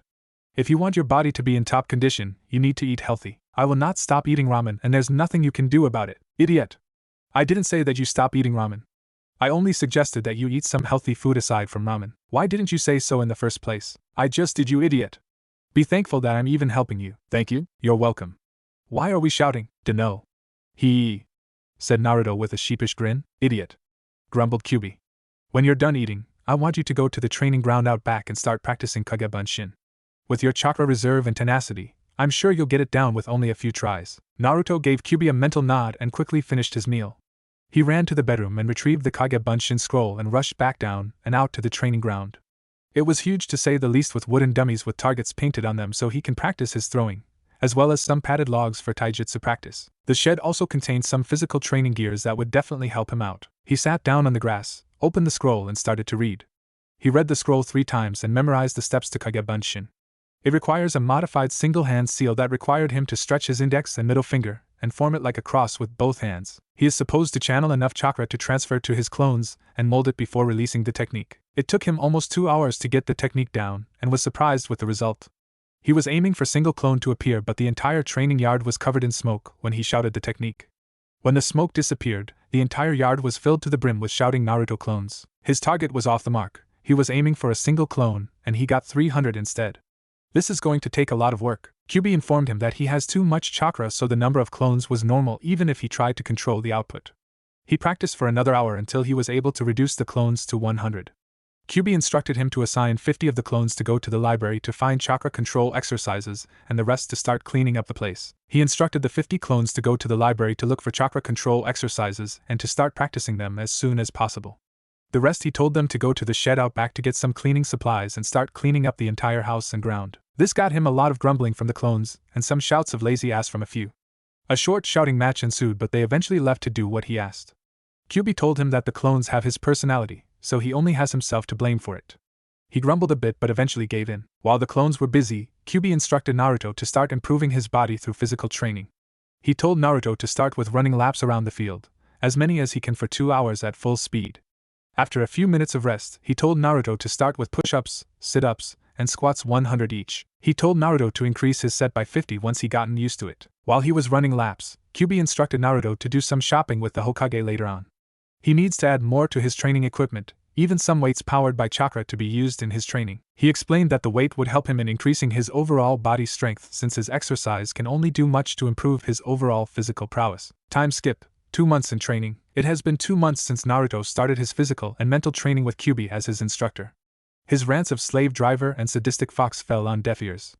It seems that the fox found it humorous to make his container suffer through the physical regimen. However, he can never deny the results after 2 months of hard work. Naruto can now do at least 30 laps around the training compound for 2 hours at full sprint without tiring out. When he applied training weights to his body when he first started out, practically brought the count down, but he got used to it after a while. He started out with 20 pounds on both hands and leg and upped them when he got used to the weights. In only 2 months, each of the weights is now at 100 pounds each. Kyuubi advised him to maintain the weight for at least a month more before increasing them so his growth won't be stunted by the extra burden. Speaking of growth, with the addition of healthy meals, Naruto's body filled out quite nicely. He is now sporting a height of 5 feet instead of his usual 4 feet 5 inches. His muscles were showing quite nicely, but Kyuubi advised him not to overdo his weight training to avoid excessive muscles that will be a problem later on. His chakra control is now in low Chunin standard. He mastered the tree walking exercise, but Kyuubi advised him to continue with the said exercise while doing a full spar while sticking on the sides of the tree. Kyuubi explained that a shinobi should be able to instinctively do the exercise even when in full battle. Taijutsu was slow at the moment, since he found the styles in the library to be unfit for his taste. He was learning the Fox Fist from Kyuubi in the Mindscape since it fits well with his build. The Fox Fist was an exclusive style of the Kitsune clan. It emulated the attack patterns of the Vulpine species, using speed and exceptional agility to land hits on the target. The hits were small, but the continuous attacks can hold up to more damaging results. Kyuubi also told him that his current training method was for the Fox Fist style, so he was determined to continue his physical training to be fit enough to master the style. His ninjutsu training was currently on hold since Kyuubi advised him to stick with expanding his mind instead of memorizing jutsus. He informed Naruto that elemental jutsus was not in a hurry for him to learn since he can easily command his elemental orbs to do all sorts of attacks with a simple command. The Bijou informed him that this was an advantage in the midst of battle since he is not hindered with doing hand seals to release an attack. Instead, Kyuubi instructed Naruto to read through jutsu scrolls and understand how the attack works so he can replicate it with his bloodline. Also, knowing the different jutsu practiced by shinobis will give him an edge in battle. If he knows what his enemies are using against him, then he can easily come up with a counter for it. During his 2 months of scouring the Namikaze Uzumaki library, Naruto found Fuinjutsu to be an interesting subject. The Hokage told him that his father, the Yondaime, was a seal's master unrivaled in all the elemental nations, so this was enough reason for Naruto to dive into the subject with gusto. However, the Hokage instructed him to just read from the books and practice his calligraphy skills so he won't have problems later on when he starts to put it into practice. Regarding the summoning contracts, the Hokage told him that among the contracts, the dragon summoning was an heirloom of the Uzumaki clan.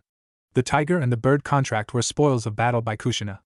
None of them was signed except for the dragon contract. He was excited to sign all 3 contracts, but the old man forbade him to do so until his chakra control progressed to water walking to avoid unnecessary chakra drain. He also told Naruto that he might not be able to sign all the contracts since he needs express permission from the boss of each summons to do so. Speaking of the old man, he was a regular visitor to the compound. The Hokage made weekly visits to check on his progress and making sure that Kyuubi wasn't hurting Naruto with his training. He definitely approved of the results. He grew closer with the old man as they made periodic walks around the village or to eat some ramen with the Ichiraka family. He also noticed that the villagers were no longer hostile to him. It seemed that the council released the information about his parentage that made all the heated glares and sneers disappear. Naruto didn't let this get to him since Kyuubi told him that these people were just impressed by his name, and not him alone. This made him sad for a while, but he was determined to earn their respect through his actions. Time skip. 5 months in training, Naruto's chakra control improved enough that he was able to master water walking while sparring with his clones.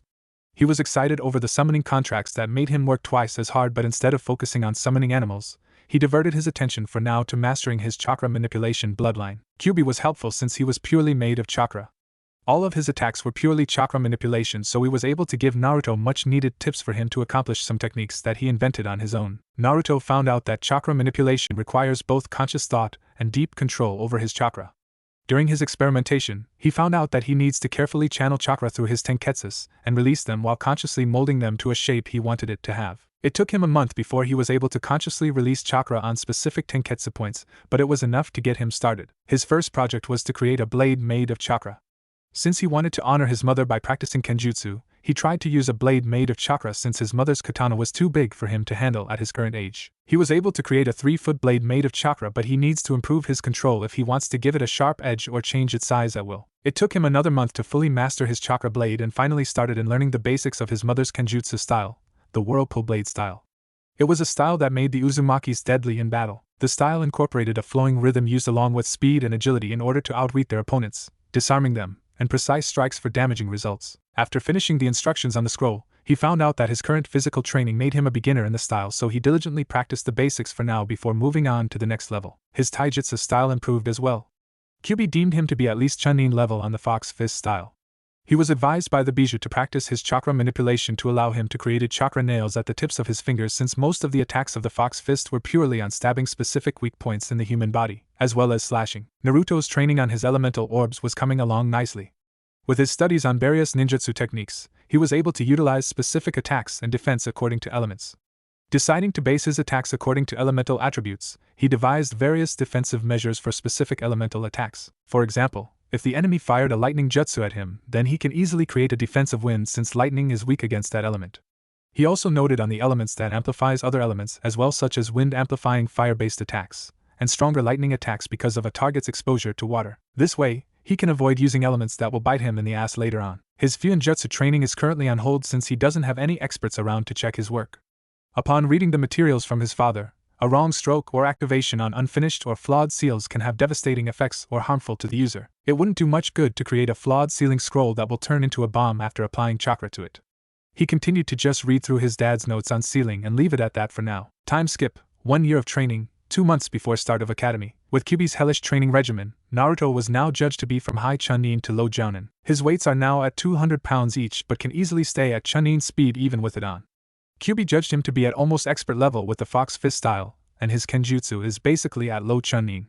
His chakra control progressed to the point that he can easily fight on any surface for hours without tiring. His elemental orbs can now be called an absolute defense without any holes in it if he is aware of any attacks. On a subconscious level, he was able to make it to the point that his elemental orbs can block off any elemental attacks using the opposite element, thereby strengthening his defense. Dog was more than happy to fire his jutsus at him for this practice when he was available to help Naruto out. Naruto's chakra manipulation is hampered by his large reserves. Large creations like his sword and longer nails are easy, but making something small requires him to concentrate more. He also experimented with his Kamigen during his training and found out some interesting facts about its overall abilities. When the Kamigen activate, it allowed him to see chakra.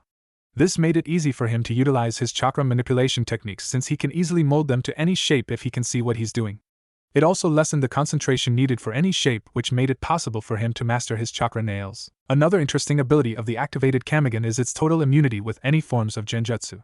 He found out its ability by accident when Dog was teaching him the basics of genjutsu, which is by far the worst of all his abilities. His overly large chakra reserves made it almost impossible to create any genjutsu, but it made him immune to up to low A-rank genjutsus.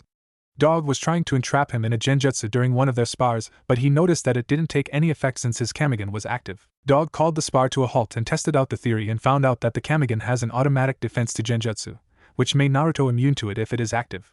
They both realized that Naruto's bloodline made him immune to any attack short of physical. Naruto was currently busy with his taijutsu practice when the Hokage paid him a visit with a serious look on his face. Naruto took a break from his taijutsu training upon seeing the Hokage enter the Namikaze Uzumaki compound. What made him pause, however, was the serious look on his face that always spelled trouble, which always seems to include him for some reason. "Hey Gigi. Nice of you to visit. What can I do for you?" greeted Naruto in a cheerful voice. "Good morning, Naruto. Training hard, I see?" replied the Hokage, still serious. Naruto scratched his head in embarrassment and gave the old man a goofy grin. "Yeah. Kyubi is a slave driver. He doesn't want me to slack off in my training and want me to master Fox Fist style as soon as possible. He said that it would serve me well in the future." Indeed. Having a solid grasp on a taijutsu style is basic in the shinobi arts. He paused a bit, seeming to ponder his next words carefully. "Naruto, I came with some news, though none of them are good at the moment, so maybe we can go inside your house so we can talk?" Naruto immediately picked up the seriousness of the matter, so he nodded and guided the old man to the kitchen. When the old man sat down, he hastily prepared tea for his guest. He sat down after pouring both of them a cup. "Now what do you want to talk about, old man?"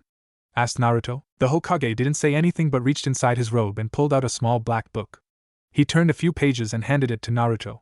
He picked it up and read what the page says. Name: Namikaze Uzumaki Naruto. Affiliation: Civilian, Konohagakure no Sato. Rank A. Age 9. Bloodline: Kamigen, God's Eye. Abilities: the target is able to command the elements to attack and defend. Taijutsu unknown, ninjutsu unknown, genjutsu unknown. Warning: do not underestimate despite his age.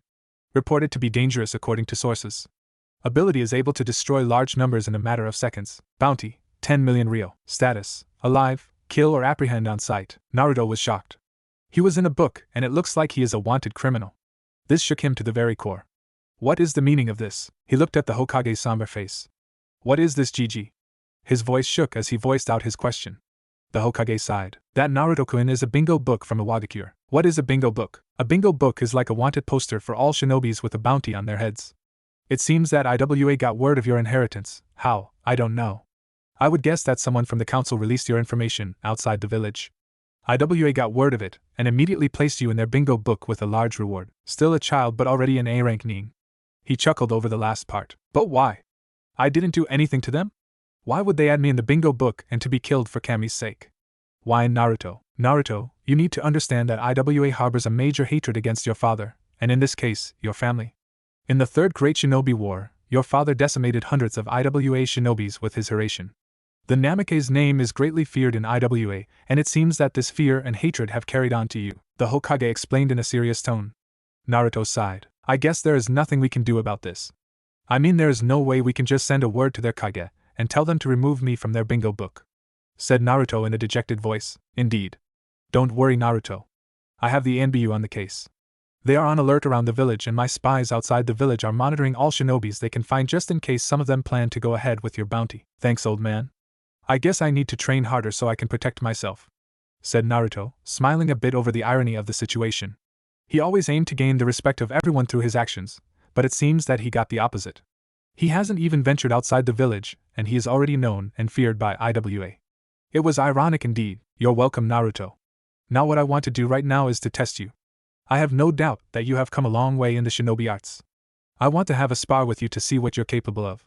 I decided to see what you can do to alleviate this old man's fears when you become a shinobi of Konoha, said the Hokage, but you can see the excited gleam in his eyes over the prospect of battling Naruto. Sure, Gigi. When you do want to hold the spar? Asked an overexcited Naruto. Why don't we adjourn to your training ground and have our spar there? Asked the Hokage. Sure, Gigi. Let's go. He paused. Can you wait for me in the training ground? I need to change into my shinobi outfit.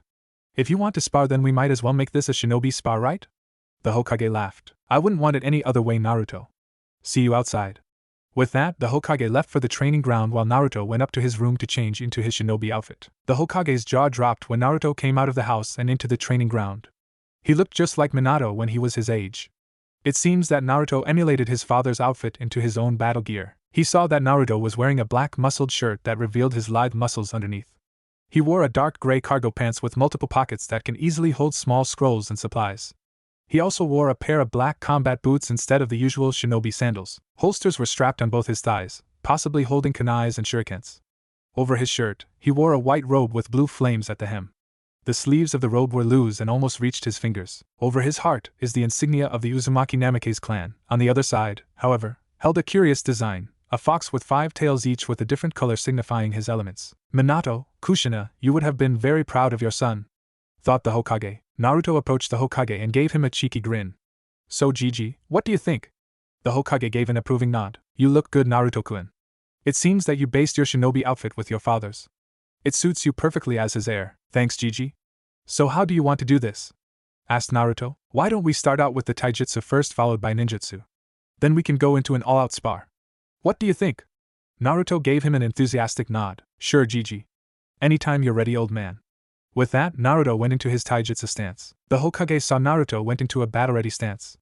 It seems that Kyuubi's tutelage over the fox fist style suited Naruto very well.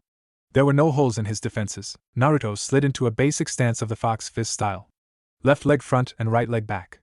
His right hand was balled into a fist and pulled back to his right hips while his left hand was out in front with hands resembling that of a claw. Overall, it was an intimidating sight. The Hokage nodded his approval over the powerful stance in front of him. He pulled off his robe to reveal his battle outfit similar to that of the Shodaime. He took off his Kage hat, threw it in one corner of the training field and got into a battle stance. Naruto wasted no time in waiting. He tensed a bit then shot off at his opponent with amazing speed which shocked the Hokage. He took a swipe with his left hand which the Hokage easily dodged and lashed out with a kick to the ribs which the old man blocked an arm. The blow was definitely strong. There was a lot of power in that kick. To think that he didn't even channel chakra to amplify the blow, thought the surprised Hokage. Wanting to get this show on the road, the old man lashed out with a well-aimed punch to Naruto's chest which was swiped away that effectively opened up his defense. Naruto took action and released a punch that almost got him but was barely able to block with an arm. They continued trading blows for a few more minutes, none gaining an advantage over the other. What Naruto lacked in experience he made up with speed and agility. The Hokage, seeing that Naruto's taijutsu was effective, he decided to go all out and released a barrage of punches and kicks that slowly destroyed the young man's defense. After a few seconds of blocks and blows, the Hokage saw a hole in the young man's defense and quickly lashed out with a well-aimed kick to the chest. Naruto felt air left his lungs with the strength of the kick that sent him sprawling to one end of the training ground. He groaned but immediately got up and took up a defensive stance while waiting for his healing factor to take care of the damage. Very good, Naruto. Your taijutsu is definitely on mid-chunin level. It seems that the fox fist style suited you well. You can easily improve when you gain battle experience, as you match your ability with other opponents. Now let's proceed with ninjutsu. Prepare yourself, shouted the old man and went through a series of hand seals and released his technique. Earth-style mud bullets. The Hokage took a deep breath then shot out a couple of mud bullets at Naruto with amazing speed and accuracy. Naruto was already healed when he heard the old man complimented his taijutsu and told him to proceed with ninjutsu. He was caught off guard when the old man sped through a series of hand seals and shouted an earth technique. Not wasting any time, Naruto immediately activated his Kamagen. The elemental orbs immediately materialized around him, then threw his arm out, willing the water orb to release a torrent of water in front of him, successfully stopping the attack. He raised another arm and commanded the wind orb to release a powerful gust of wind similar to the wind style. Grand breakthrough that he read in one of the wind scrolls in his father's library. The Hokage saw this attack and sped through another set of hand seals and slammed his hands on the ground. Earth-style earth wall. A wall of earth effectively blocked the attack, but the strength of Naruto's wind blew a few chunks off the defense, but his attack failed to reach the old man. Seeing that the old man was able to block his attack, Naruto released the water orb from its position and commanded to take position on top of the field waiting for further commands. When he saw the old man release his defense, he shouted now. The water orb, who was innocently hovering over the battlefield, released a continuous stream of water that shot off to the Hokage with pinpoint accuracy. He saw this and jumped out of the way, but the water seems to follow his movement like a predator to a prey. He continued to dodge but was caught off guard when he heard the crackle of lightning. He looked at the direction of the sound and saw a stream of white lightning heading his way, aiming to electrocute him. Shit, the Hokage cursed over the double attack and replaced himself with a log when the attacks hit him. Naruto saw the Hokage effectively dodging his water attacks and fired off his lightning wave for a pincer move. The attacks hit the Hokage dead center that caused a large shockwave that caused the ground to shake. When the smoke died down, All he saw was a large, burnt log in the middle of the crater that his attacks created. He heard something behind him only to turn and saw a large fireball screaming towards him. Damn it! He reacted instinctively and a wall of earth shot out of the ground to block the incoming ball of fiery death. The attack was effectively cut off, but the old man wasn't done yet.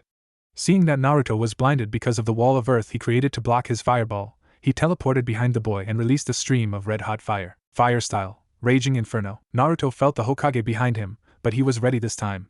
He recalled the water orb from its vantage point on top of the battlefield to his side, then commanded it to release a powerful jet of water. Both attacks collided between them, causing a large amount of steam to appear. Getting tired of basic attacks, Naruto prepared his orbs for his ultimate attack that he practiced a few months back. I hope you're ready, old man. Have a taste of my ultimate technique. Naruto shouted and threw both his arms out to the Hokage. The elemental orbs followed their master's command and floated in front of his outstretched hands and got into formation.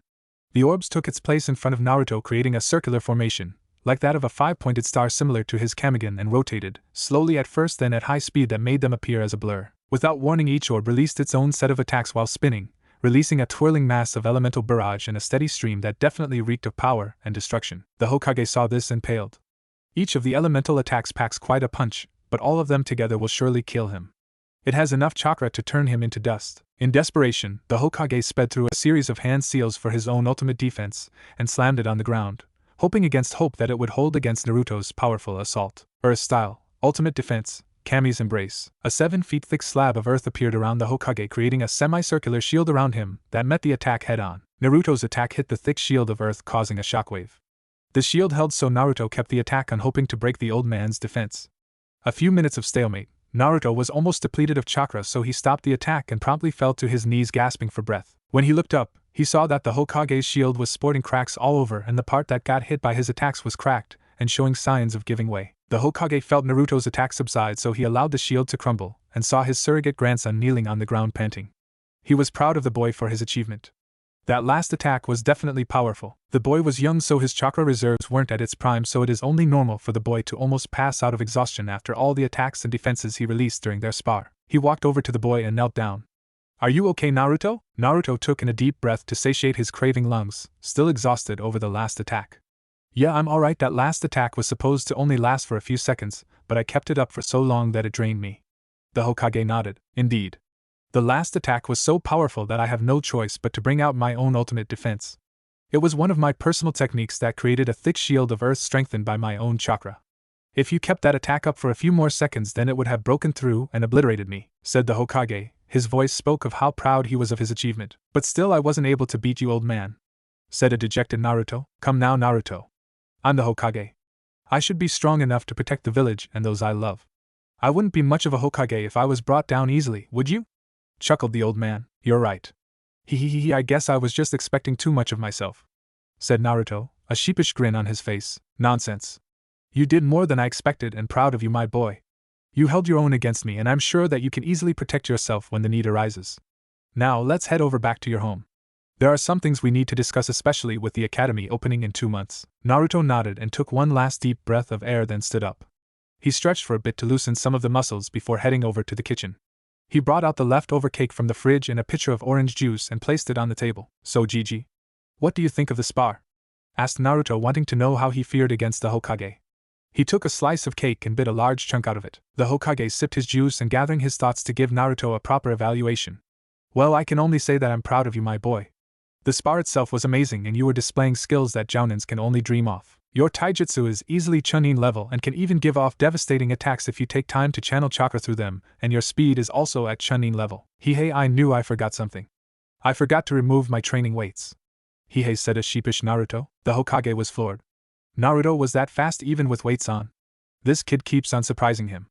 How much weight do you have on, Naruto-kun? Let me see. I'm at 200 pounds each on my wrists and legs. So I guess I have a total of 800 pounds of weights on me, said a grinning Naruto. I see. The Hokage felt his jaw drop when Naruto told him the amount of weights on his body. He immediately agreed that Kyuubi was a slave driver. Even the famed Mato guy didn't have that amount of weights when he was at Naruto's age. So if you remove your weights, I would say that you are at jounin speed? Yep. According to Kyuubi, I would be at mid to high jounin with my weights off, said Naruto proudly. The Hokage nodded. Amazing. It seems that your training was quite serious, and Naruto? Well, let's continue with the assessment of your skills. If what you say is true that you could have easily landed a blow when your weights is removed, so I guess your overall taijutsu is at jounin level. Your ninjutsu was indeed noteworthy, especially on how you manipulated your elemental orbs, especially for that last attack. Can you explain it to me? Asked the Hokage. Sure, Gigi. I don't have a name for my last attack yet. I only perfected it last month when I saw one of Dog's jutsu while we were sparring. The attack was a combination of all 5 elements. What I did was to let the orb spin in a circular formation in front of me at high speed. This way, when they released their attacks, it would come together like a drill. Aside from the elemental damage, Kyuubi told me that the spinning motion of all the elements will allow it to act like a drill that is able to bypass any forms of defense. Naruto paused a bit. I guess I can call that attack 5 elemental drill or elemental drill, he finished excitedly. The Hokage laughed at Naruto's childlike enthusiasm over the naming of his technique. Indeed. The name suits the technique well. Now Naruto, in 2 months you will be attending the academy, so we need to talk about how you would be acting around the rest of your peers. The old man said in a serious voice. Naruto cocked his head to the side, curious over what the Hokage was insinuating. What do you mean, Gigi? What I want you to do, Naruto, is to downplay your abilities. Your elemental orbs are already well known throughout the village, so you can use them as you see fit. However, I want you to downplay your overall skills to avoid alerting your enemies to what you are truly capable of. Remember, a shinobi's most powerful tool is deception, so I want you to hide your skills and only bring them out in dire situations. You can be open with your skills once you have reached the rank of Chunin, explained the Hokage. He has a point, Kit. Not only will you bond with your peers, but you will surely have the element of surprise when you are in battle. If they don't know what you can do, then they will be unprepared for it, advised Kyuubi. He was proud of his container. The battle was indeed amazing. The way he used his elements to attack and defend was noteworthy. The last attack definitely has potential, especially when Naruto's development reaches his prime. Okay, old man. I'll do that, said Naruto. Thank you, Naruto. Also, I want you to expand your supplemental jutsus. Since you already have the elemental techniques down, I want you to increase your survival rate using supplemental ninjutsus. You didn't use any of it in battle, so I guess you didn't take that into consideration during your training. Supplemental jutsus? What are those? Asked a confused Naruto. Those are the basic jutsus taught in the academy. You already have the Bunshin, clone, technique down, so you might want to expand your repertoire with Kawarimi, substitution, henge, transformation, and maybe Shunshin, high-speed teleportation. This will greatly aid you in battle. Naruto was excited in learning those techniques. They sound interesting to say the least. He immediately created 5 shadow clones and instructed them to go to the library and search those techniques out and any other supplemental jutsus that he would want to learn. The Hokage chuckled over Naruto's enthusiasm and laughed outright when he created shadow clones and instructed them to go to the library to search those techniques out. Things will definitely be fun in the future with Naruto on the job. Naruto spent the last 2 months before attending academy with physical training, as well as getting to know his summons well. It didn't take much for them to agree to have him sign all 3 contracts at once, but the argument that broke over who would be his primary summon took quite a while to solve. Flashback 1 month before academy starts, Naruto was in the training field preparing himself to sign the summoning contracts. He, along with the Hokage, decided to get this done because the aid of summons would greatly help him in the future. The Hokage told Naruto to start first with the dragon's summon contract since it is part of his inheritance, and it wouldn't take much for him to be accepted by the boss. So Gigi, what should I do first? Asked the Hokage while laying down the 3 summoning contracts on the grass. Open up the dragon's summoning contract first. You need to sign your name on the contract with your blood, then finish it off by stamping your handprint in blood on top of your name. After doing so, all you need to do is to perform a couple of hand seals and channel as much chakra as you can while shouting out the technique. Naruto did as he was instructed and opened the dragon's summoning contract first. He saw that the last entry was signed by his mother, and a wave of nostalgia flowed through him. He considered it an honor to follow his mother's footsteps and become the next dragon summoner, that is, if he is accepted by the boss summon. He bit into his thumb and signed his name on the contracts, and dipped each finger of his right hand on the bleeding thumb to get some blood on it, then stamped it down above his name. He rolled the scroll up, took a deep breath to calm himself, then flashed through the hand seals that the Hokage showed him earlier while gathering as much chakra he could, then slammed his right hand on the ground with a shout summoning technique. A large puff of smoke covered the entire training field. After dispersing, it revealed a large dragon almost as tall as the Hokage monument. It was covered in bluish-white scales that covered it from the head to the top of its tail that reflected the rays of the sun, making it look like finely cut sapphires. The dragon sported a mane of silvery hair that separated the head from its long body. The head was definitely one to inspire awe and fear, more so with the rest of its stature. The eyes of the dragon was of deep cerulean blue like Naruto's own, and 1 whisker on each side of the nose. It released a loud roar that resounded all throughout the village. He looked down towards Naruto. Who summoned me, the leader of the dragon clan? The dragon bellowed in a loud voice. Naruto calmed himself real quick. It would do much good to faint dead in front of such majestic creature, even if he was justified to do so. I did, stuttered Naruto. The dragon, seeing Naruto admit that he was the summoner, lowered his head to get a good look at the boy. He sniffed and smelled the faint scent of the Uzumaki clan that he remembered a decade ago. Indeed, this was her child then. Who are you, young one, and why have you summoned me? Asked the gigantic summon. My name is Namikaze Uzumaki Naruto Dragon-sama, replied Naruto in a confident tone. Uzumaki? Interesting. Tell me, boy, where did you get the contract? I found the contract in my family's library. The old man told me that the dragon summoning contract is a part of my mother's inheritance. There is truth to your words, boy. Now tell me, who is your mother? My mother is Uzumaki Kushina Dragon-sama. The dragon was now very interested in the child. This was Kushina's boy. You are Kushi-chan's child? Getting a nod from Naruto, he continued. Tell me, child, why have you summoned me? I signed the contract in hopes of following my mother's footstep to become the next summoner of the Dragon Clan, replied Naruto with a heavy overtone of determination in his voice. This surprised the dragon a bit. It seems that Kushina's determination appeared true to her child. But not everyone can just sign the contract and become the next dragon summoner, and hopefully the dragon sage as well. He needs to pass the test first. That is a worthy goal, child. But in order for you to be accepted by the Dragon Clan, you need to pass my test first. Are you ready, child? Know that once you failed in the test, then there is no second chance. I will take the dragon contract with me until we find the next worthy summoner for our clan. Do you wish to proceed, child? Said the dragon, trying to scare the boy to see if his determination is true. Naruto didn't back down, and wasn't scared to say the least. Hearing the repercussion of the test didn't faze him one bit. Instead, he just glared at the dragon and showed fiery determination in his eyes. Bring it on. I'm not scared. This brought forth a healthy chuckle from the immense summon. We shall see, child. My test is the test of the soul. I will be seeing your life and decide then if you are fit to be the holder of my clan's contract. He moved his head closer to the boy that brought them face to face, which was a feat in itself since the dragon's head alone dwarfed Naruto by a large margin. Enough. The dragon bellowed. Look deep into my eyes, child, and let me into your soul. The dragon looked into Naruto, and saw his life bared for him to see. He saw the fierce determination that allowed the boy to go through with his rigorous training. He was shocked that the boy also holds the kyubi like his mother before him. He growled at the beatings and glares he got from the villagers and was curious over the evolution of his bloodline. But despite everything that the child has seen and experienced, the courage and determination of his is unsurpassed. The dragon decided there and then that this child is a worthy summoner for his clan. The dragon released his mental link with the boy and boomed in a loud, yet soft voice. I find you worthy to be the Dragon Clan's summoner, Namikaze Uzumaki Naruto. You have faced rough challenges in your life, but you faced it head-on with enough courage and bravery of that of an entire army. You may address me as Sairyu, the boss of the Dragon Clan, and you may summon me and my clan for any task you wish. My only advice that you stay true to your goal in life and don't let your determination and courage waver despite the future you have chosen to thread. Naruto nodded and was glad that he was accepted by the great dragon in front of him. He bowed low to the dragon boss. My gratitude to you, Sairyu-sama. I promise that I will uphold the Dragon Clan's honor as its summoner, and will not abuse this gift that you allowed me. The dragon chuckled. Indeed, child. Is there anything else you wish of me before I return to my home? Asked Sairyu. I wonder if you would allow me to sign other contracts? Asked Naruto. The dragon gave him a long look, pondering the request. Tell me, child, why would you want to sign other contracts that you already have one that is more powerful than the rest?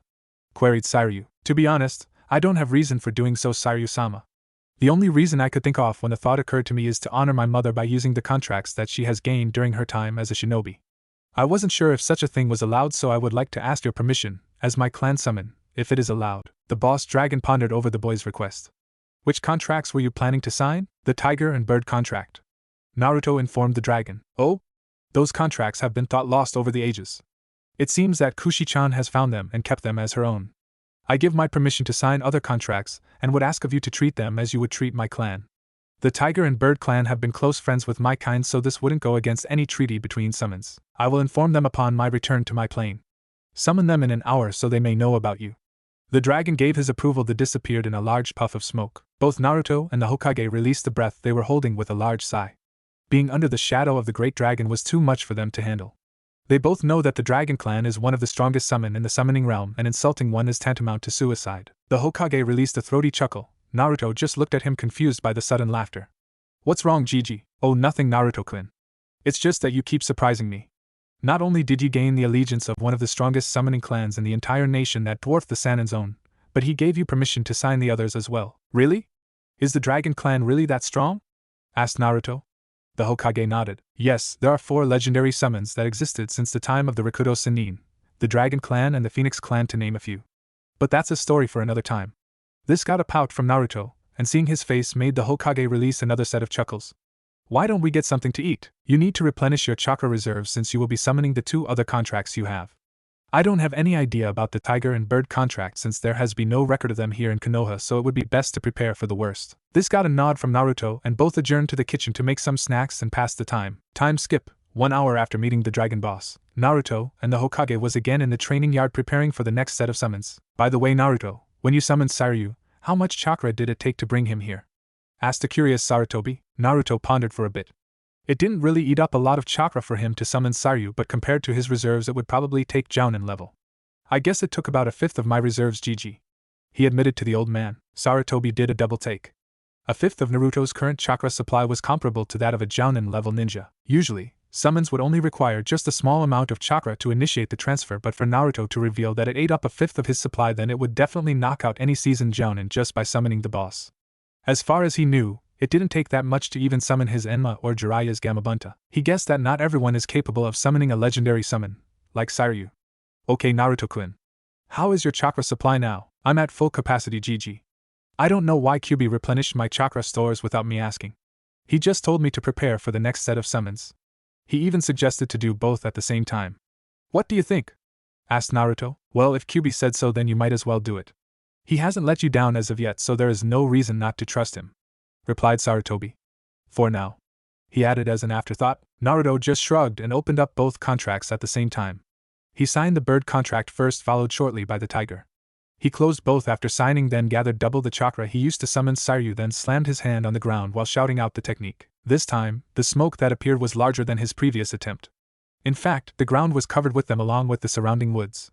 This scared Sarutobi a bit since only very large summons could produce this much smoke when they appeared.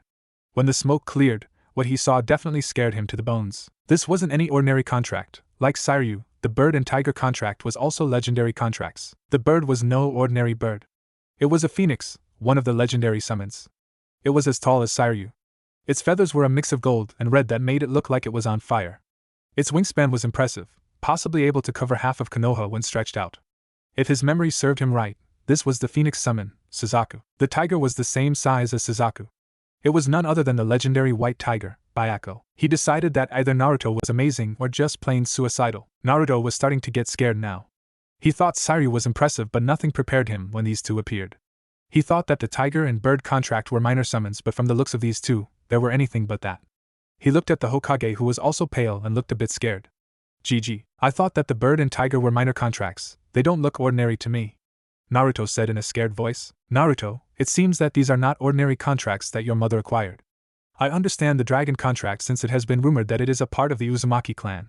But to summon these two as well, then I can only say that either you're an amazing boy with the blessings of Kami herself, or you're plain suicidal. This got a shocked look from Naruto. It seems that your luck is with you today, boy. You just summoned 2 others of the legendary summons.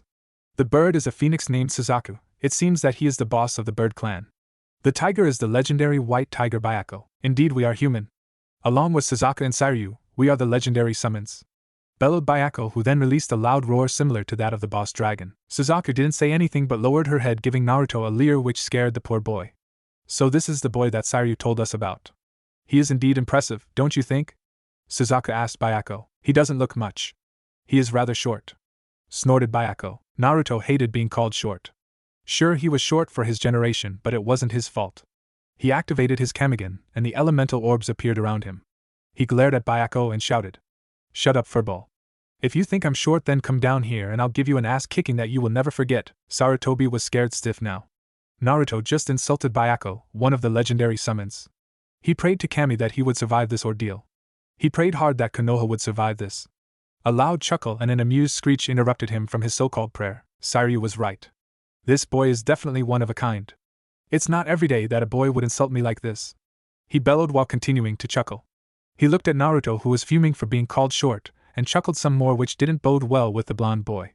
Calm down, child. I was just testing the bravery that Saryu complimented so much when he brought you to our attention. He definitely has a lot of spunk to him, doesn't he?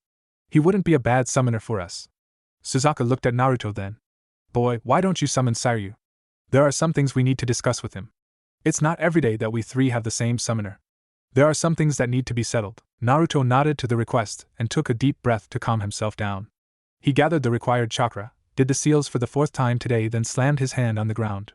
Another large puff of smoke appeared in between the 2 legendary summons, which revealed an amused Saryu. It hasn't been a day yet, and you brought me out again, young one. What seems to be the problem? I don't know, Saryu-sama. Suzaku-sama and the white fur ball over there asked me to summon you back here. He pointed an accusing finger at a grumbling Bayako. Saryu just gave his fellow summon an amused look. You insulted him, didn't you? Among all of us, you have always been one to have a runaway mouth, Bayako. Oh, shut up, you old pile of scales. I didn't know that the kid doesn't like to be called short. Bayako was interrupted by a large rock that conked him on the head. He looked down and saw a red-faced Naruto with another rock floating in front of him ready to throw again. Don't call me short, you overgrown pile of fur. How dare you throw a rock at me, you pitiful human? Human am I. Here's another one for you, your majesty. With that, he threw another rock at Bayako, which hit him on the nose that caused him to sneeze. Saryu was currently laughing his head off and Suzaku was currently sprawled on the ground, rolling in laughter. Bayako huffed. Shut up, you two. Oh no! This is just too much. Bayako, the white tiger of the legendary summons, was conked on the head by a small air young boy. Bellowed Saryu, which hastily changed the small adjective before the boy set his sights on him. I am so telling everyone about this. Ha ha ha, screeched Suzaku. Fine, fine. I'll let it go this once. Sure, he paused when he saw the boy create another rock, this one larger than the first 2. I mean, boy, growled Bayako, just don't call me short. Naruto huffed while crossing his arms over his chest and looked away. This brought a chuckle from the 3 legendary beasts. When Saryu got his composure back, he looked over at his fellow summons. Why have you asked Naruto to summon me? Simple, now that the kid has signed and got accepted by all 3 of us. We need to decide who becomes the primary summon, said Bayako. Oh? I thought that is already decided. Since he is an Uzumaki, then it only stands to reason that I become his primary summon, calmly replied Saryu. Oh no, you don't, you old prune. We are all the same rank here, so it's not right for you to become his primary summon. I won't have any dragon lording over me, huffed Suzaku. Well, tough luck, you old bag of feathers. He signed my contract first, so I technically hold superiority over both of you, said Saryu, defending himself. Shut up, Saryu. Why don't we 3 deck it out, and the winner becomes Naruto's primary summon? Bayako suggested, itching to get a fight. I agree. It has been a while since we all 3 went all out in a fight. Suzaku agreed. All 3 were about to attack each other when a huge gust of wind hit them head-on. The wind was powerful enough to push them back. They looked down to see that Naruto was panting on the ground, possibly from exhaustion from releasing such a powerful attack just to get their attention. It wasn't easy. After all, they are legendary summons after all. Naruto took a deep breath to get some air back to his lungs. He already felt Kyuubi laughing his head off while replenishing his chakra supply. He growled and looked at the 3 summons with a glare. Don't you dare fight here. You'll destroy my house. You'll destroy all of Konoha for Kami's sake, shouted Naruto. Well then, young one. How do you think we should settle this dispute? Said Saryu, humoring the child's outburst. Naruto thought about it at first and asked the 3 summons in front of him. Why do I need a primary summon anyway? What's the big deal of having a primary summon? Suzaku chose to answer the boy. Young one, when someone is worthy or powerful enough to summon one of us, then they are automatically our representatives in this world. He will become a sage taught by our arts and techniques when they reach the proper age and power. So because there are 3 of us, then it is not possible for you to become a sage when all 3 of us are your primary summons. Why is that? I mean, there is nothing wrong in becoming a sage for you 3. Asked a confused Naruto. Look here, kid. It's not that simple. Becoming a sage means that you get a part of our powers. One of us alone will practically boost your powers, that you will easily become the strongest among the elemental nations. Kami has set this rule, so we can't just easily bestow you with all of our abilities. No human should be that powerful. There are limits to these types of things, explained Bayako. Then don't. If you're just going to argue all day, then I refuse to become a sage. I can live without your gifts anyway. I'll get strong on my own. Believe it, declared Naruto. He has always relied on his own strength, and he survived so far without any help, so why would this be any different? This shocked all 3 summons at the same time. This kid is refusing their gifts that would practically make him the most powerful being on the planet. No human should be able to resist the temptation of power. The lure was just too much.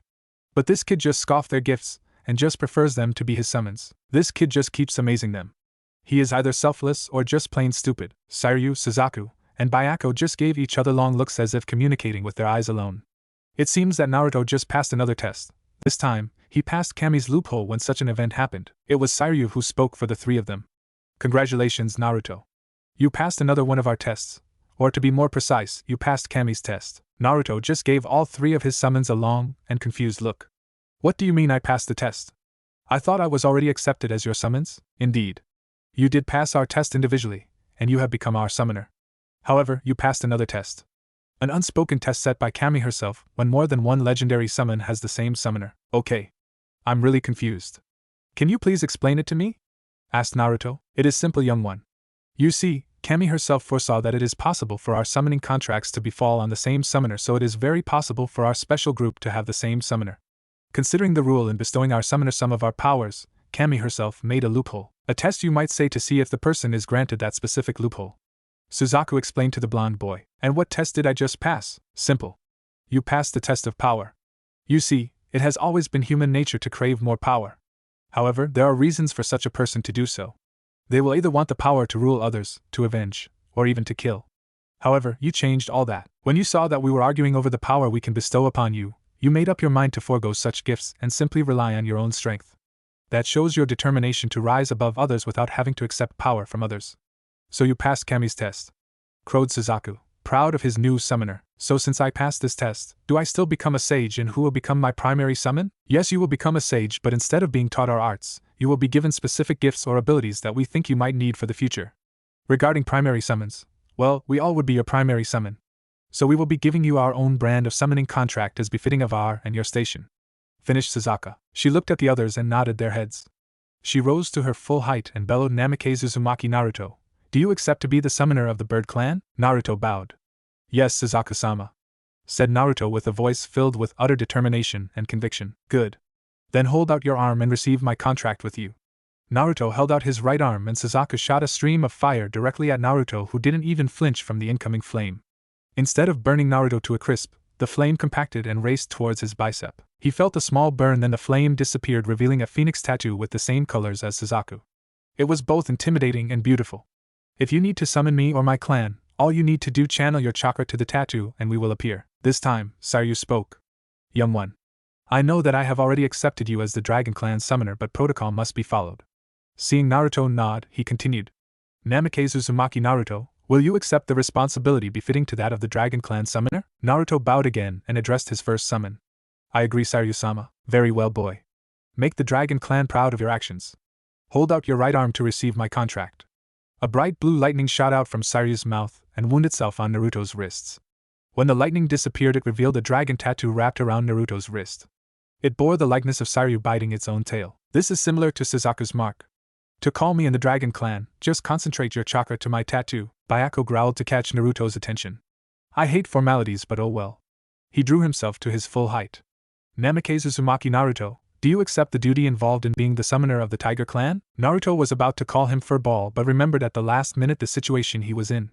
So he reined in his childish side and addressed the white tiger properly as befitting of its station. I accept, Bayako-sama. I will uphold the honor and duty as befitting of a tiger summoner. Bayako nodded in admiration over Naruto's conviction. Good, hold out your right arm to receive my contract. He opened his mouth and shot a beam of compressed light towards the back of Naruto's hand. He felt his hand numbed a bit when the back of his hand was hit by the light, but he just ignored it. The light disappeared and revealed a tattoo of a roaring Bayako. When the ceremony was finished, Naruto was admiring his new tattoos when Saryu spoke. Congratulations, Naruto. You have become our summoner. You may summon anyone from our clan for anything you wish of us, and we will comply with the best of our abilities. The only thing we ask of you is to treat us with respect, and we will return it tenfold. Also, summon us 3 years from now to receive our gifts to you. With that, he poofed back to the summoning realm. Farewell for now, Naruto-kun. Suzaku crooned before puffing away back to the summoning realm, leaving a blushing Naruto behind. Well, bye for now, shorty. He poofed away before he was hit by a rock the size of his head from an irate Naruto who was contemplating whether to summon the furball so he can hit him again for calling him shorty. Naruto drew in a deep breath to calm himself down. This has been a hell of a day. Naruto was not in a good mood. He was violently woken up from a nice sleep by an annoying fox in his head so he wouldn't be late for the academy. Speaking of the academy, this has been a sore subject for Naruto ever since he learned from the old man that there won't be anything useful to learn from there. He realized that the academy will only be teaching the basics that he already passed with flying colors, mainly the Kawarimi, substitution, standard bunshin, clone, and henge, transformation/illusion. He is also not looking forward to a teacher's droning voice going over the history of Konoha over and over again. He can read it from a book or a scroll, thank you very much. However, he can never deny the fact that both Kyuubi and the Hokage pose a good point regarding his attendance in the academy. This year would be a special year in the academy since all the clan heirs would be attending. They both argued that gaining the attention and friendship of the heirs would greatly benefit his stature in Konoha. It is also a plus that their parents are in the Shinobi Council, so gaining their trust is a pretty good idea. Grumbling as he threw himself off the warm bed, he went straight to the bathroom for his morning routine, but not before making a shadow clone and asked it to make some breakfast. After the shower, he dressed in a casual outfit, foregoing his favorite gears since he won't be going into fights anytime soon. He adjourned to the kitchen to take his breakfast of pancakes, bacon, and eggs. He dumped the dishes on the sink and created another shadow clone to take care of it before dispelling. He also created another clone to go to the library to continue his reading on Fuinjutsu. He looked at the time and saw that he still have an hour before the academy starts, so he left the compound and headed straight for the Hokage Tower to have a talk with the old man before going to school. While he was walking to the Hokage Tower, he noticed a lack of glares and insults from the villagers. Some even greeted him a good morning while others were giving him a bow. It seems that he is now being addressed Namake-sama instead of demon or brat. He didn't like it one bit. His goal was to gain their trust and respect through his actions, so gaining it because of his parents and stature didn't sit too well with him. He arrived at the Hokage Tower and walked straight through the old man's office. The secretary just gave a polite bow, but he could feel the hate emanating from the lady, so he just ignored it. When he got to the Hokage's office, he didn't bother to knock and just strolled in. He saw that the old man was busy looking out the window while puffing his pipe every now and then. "Hi, Gigi," greeted Naruto. The Hokage turned towards Naruto and gave his surrogate grandson a warm smile. "Good morning, Naruto. What brings you here in my office? Aren't you supposed to be in the academy? It's your first day there, you know," said the Hokage. Naruto groaned. "I know," said Naruto dejectedly. Now, my boy. It won't be so bad. Think of it as an experience. Besides, you need to be with people your age. You're already too mature for a 9-year-old, so having someone within your age group should be fun for you," encouraged Sarutobi. "Fine, old man. You don't have to patronize me, you know.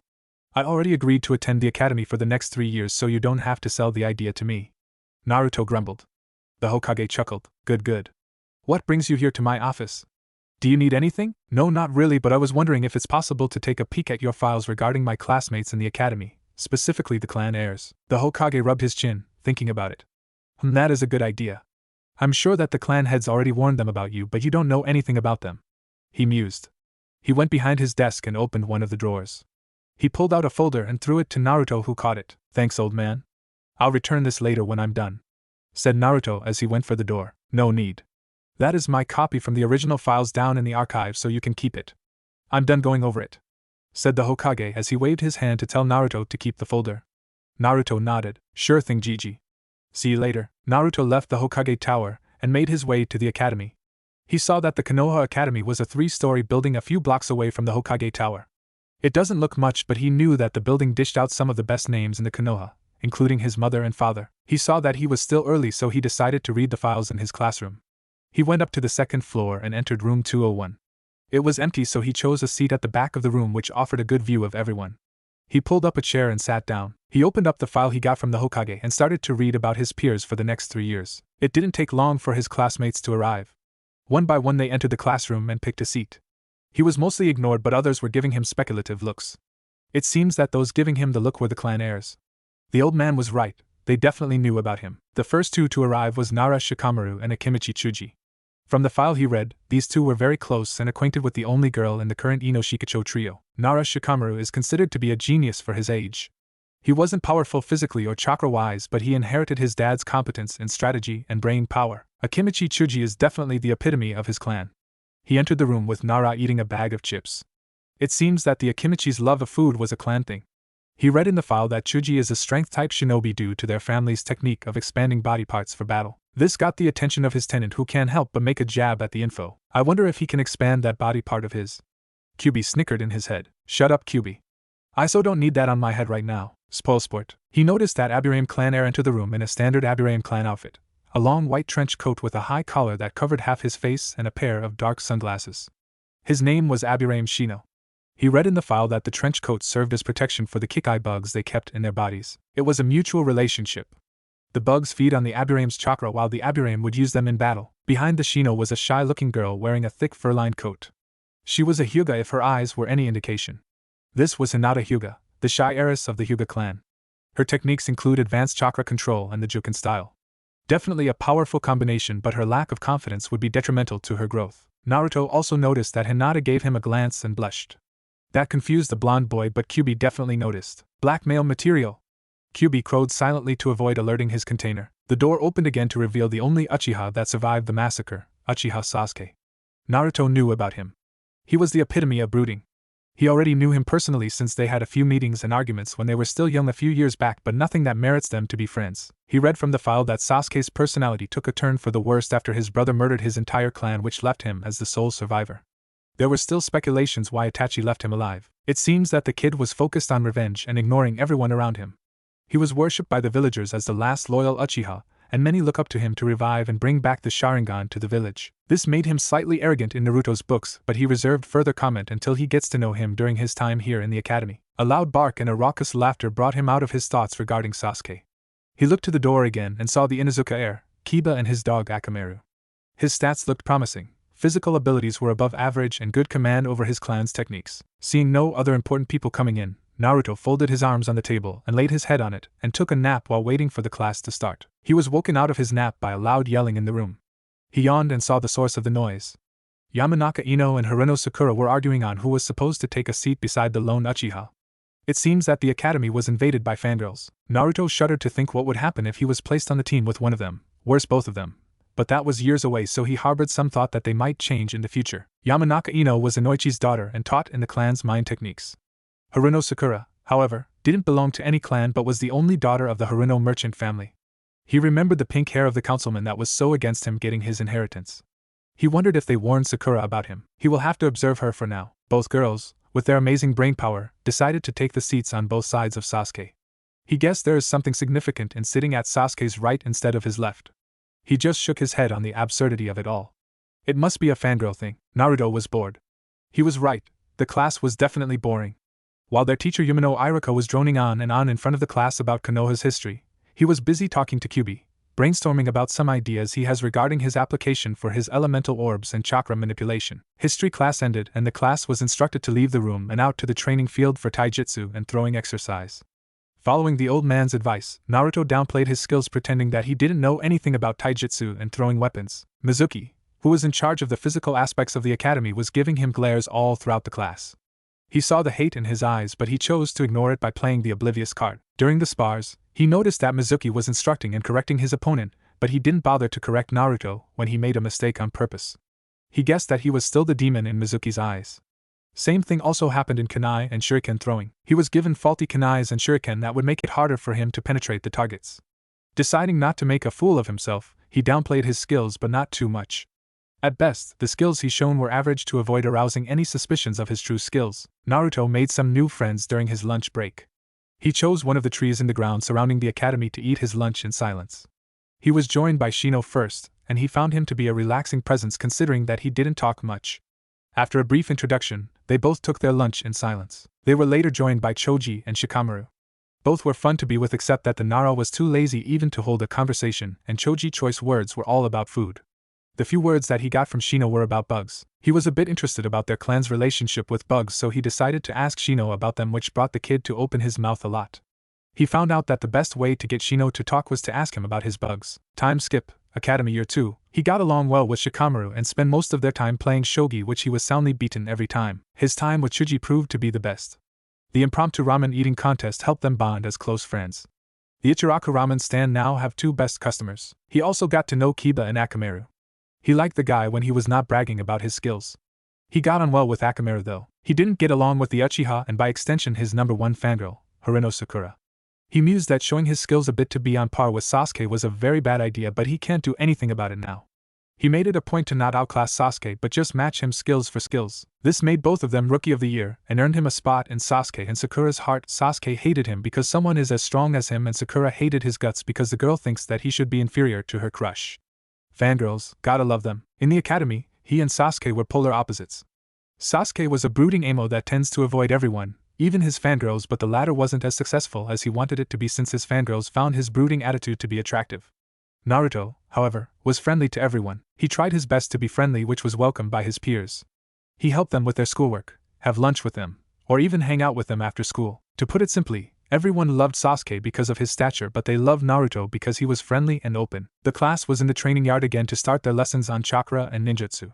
The teachers demonstrated how hand seals worked and how chakra should be channeled properly to avoid wastage. They briefly tackled chakra exercises but didn't practice them much to Naruto's amusement. The clan heirs were definitely trained in their family techniques. Chuji demonstrated his family technique by expanding his body size and turning into a ball and rolling over the yard. Shino released his bugs, which brought a lot of screams from the girls present. Kiba fed a pill to Akamaru that turned him into a huge red dog and transformed into a perfect replica of Kiba, complete with claws and fangs. Hinata didn't do any ninjutsu since her clan forbade the practice except for their family Juken style. She, however, demonstrated how to channel chakra to her fingers, which brought a lot of odd looks from the rest of the class. Shikamaru trapped both Mizuki and Irika with his shadow and made them dance around, much to everyone's amusement. Ino took control of Irika's body with her mind control techniques. Sakura performed the henge and bunshin perfectly considering her chakra control. No interest there. It was the Uchiha, however, which brought some startled looks from the crowd, as well as the squeals of his fangirls. He moved to the middle of the field, did a few hand seals and released a large fireball that left one of the training dummies a burning stump. It wasn't impressive to Naruto, but it was definitely impressive to everyone else. He was brought out of his musings when his turn was called by Mizuki. "Namike Uzumaki Naruto." Mizuki called out with a sneer on his face, which Naruto ignored. Naruto moved to the middle of the training field and waited for instructions. "Naruto, I want you to perform some ninjutsus that you know in front of the class." Naruto cocked his head to the side, confused by the instructions. "Mizuki-sensei, I don't know any ninjutsu." This brought a sneer to Mizuki's face and laughter from the class except Naruto's friends. "Don't tell me that the famed son of the Yondaime doesn't know any techniques," insulted Mizuki. "I didn't say I didn't know any techniques, I just said that I can't do any ninjutsus." Naruto calmly explained to his teacher. "Well, show us these techniques that you know," challenged Mizuki. Naruto just shrugged and showed no outward sign of excitement, but it was quite different on the inside. He would surely love the look on their face to see what he can do. He faced the training dummy and activated his Kamigen, and the elemental orbs appeared. Naruto decided to play around a bit, and willed the elemental orbs to move around his body in a protective fashion. He pointed his hand at the training dummy and mentally commanded the lightning orb to attack. It released a jet of crackling lightning that blew the wooden dummy to smithereens. Nodding to himself for a job well done, he kept the Kamigen activated and faced his peers. The expression on their faces was priceless. Everyone was gaping at him in awe and wonder. They haven't seen Naruto demonstrate such ability before. His peers were awestruck with dozens of questions flashing through their heads wanting to ask the blonde. Sasuke was fuming over the impressive display, thinking that such a technique should be his to make him stronger, while Sakura just keeps telling Ino that Sasuke's performance was better. Mizuki was seething and Irika was shocked at what Naruto did. He was the first to voice out the question that was on everyone's head. "What in the world was that?" Irika shouted. Naruto calmly faced Irika and explained. "That was my family bloodline, Irika-sensei." He pointed at his eyes. "This is the Kamigen, the Namike Uzumaki Dijitsu, and these floating orbs are called elemental orbs. They appear when my Kamigen is activated. It gives me complete control over the elements. I can will them to attack and defend without hand seals. That is the reason why I told you I can't do ninjutsu. I don't need hand seals for my techniques to work. All I need to do is to control the elements and let it do what I want." Everyone was floored. They haven't seen such an impressive display in their entire life. If what Naruto said was true, then this is practically the most powerful bloodline in Konoha, dwarfing that of the Sharingan and Byakugan. But there was no record of the Yondaime having such bloodline. Irika stuttered. Naruto nodded. "Actually, my Kamigen is a combination of both my parents' genes. You see, my mother Uzumaki Kushina possesses a bloodline that allows her to manipulate chakra. It seems that the addition of my father's genes triggered an evolution that gave me my Kamigen." He lied. He didn't have to tell them that Kyuubi was the reason why he has this ability. He also kept his skill on chakra manipulation hidden, since this would serve as his trump card if worst comes to worst. "That is amazing, Naruto. But can it do anything else?" asked Irika. Naruto nodded again. "Yes. Consciously, I can control my elemental orbs to attack and defend. But on a subconscious level, they can automatically protect me if I was attacked." He closed his eyes and placed his hands in his pockets. "Why don't you attack me? I won't move from this spot," he challenged everyone. Irika gave him an incredulous look at his suggestion. "Are you sure, Naruto?" "Sure, Irika-sensei." "Go ahead." Eyes still closed and in a relaxed stance, Mizuka, and surprisingly Sasuke, didn't waste any time. They threw a barrage of shurikens and kunais at Naruto without any remorse. Both were standing on opposite sides of Naruto, effectively trapping him in a pincer attack with no way out. Irika wasn't able to stop them in time.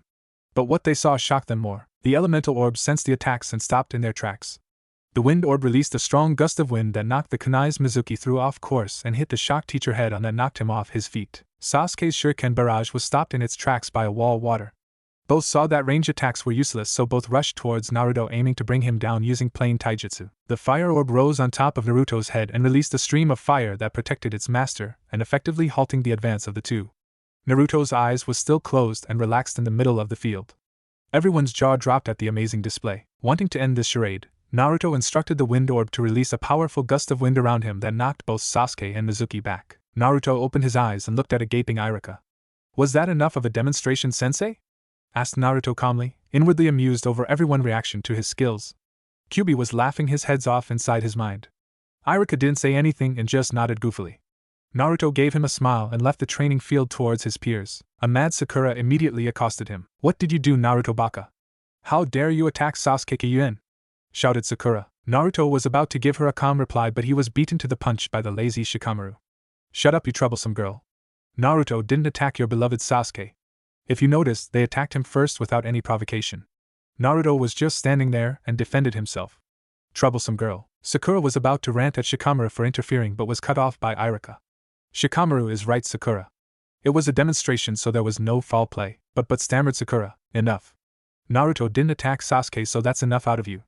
With that, Iruka shooed everyone back to the classroom to continue their lessons for the day. Naruto was pleased with the results. Naruto survived the 3 years of his stay in the academy. He is now 12 years old as with the rest of his peers. He didn't learn much in shinobi school, but he was able to improve a bit on his spare time and self-study. For the 3 years he attended the academy, Naruto focused more on physical training and chakra control. Even after years of hard work, he is still having problems with his chakra manipulation. He did, however, master his chakra blade for his kenjutsu, as well as his chakra claws for his fox fist style. His weights are now at 250 pounds and Kyuubi advised him to maintain said weights for 5 months. It seems that he is nearing his puberty, so he needs to maintain the weights to avoid hindering potential growth spurts. Naruto also spent his free time from the academy getting to know his summons. He found out that his summons have their own specialty. The tigers were masters of wind and various tigers in the clan were perfect for attacking large groups. Phoenix clan were masters of fire and make perfect messengers since most of them knew how to teleport using fire as a medium. Also, Naruto found flying to be an interesting experience, and spent a lot of time flying with medium-sized summons. The Dragon clan was a master of water and lightning. Their mastery over water makes them perfect for defensive strategies. Their lightning is mainly used for attacks. They can also fly, but Naruto was nervous when flying with the Dragon clan. He doesn't know why, but flight without wings made him nervous. He also learned that the legendary summons were clan-specific when it was first bestowed to the elemental nations. The dragon summoning contract was given to the Uzumaki clan during its founding. The Phoenix clan was a Konoha-based contract and was first given to the Uchiha clan.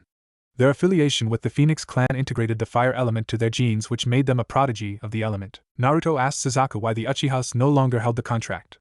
The boss summon explained that she cancelled her pact with the clan because they deviated from her teachings.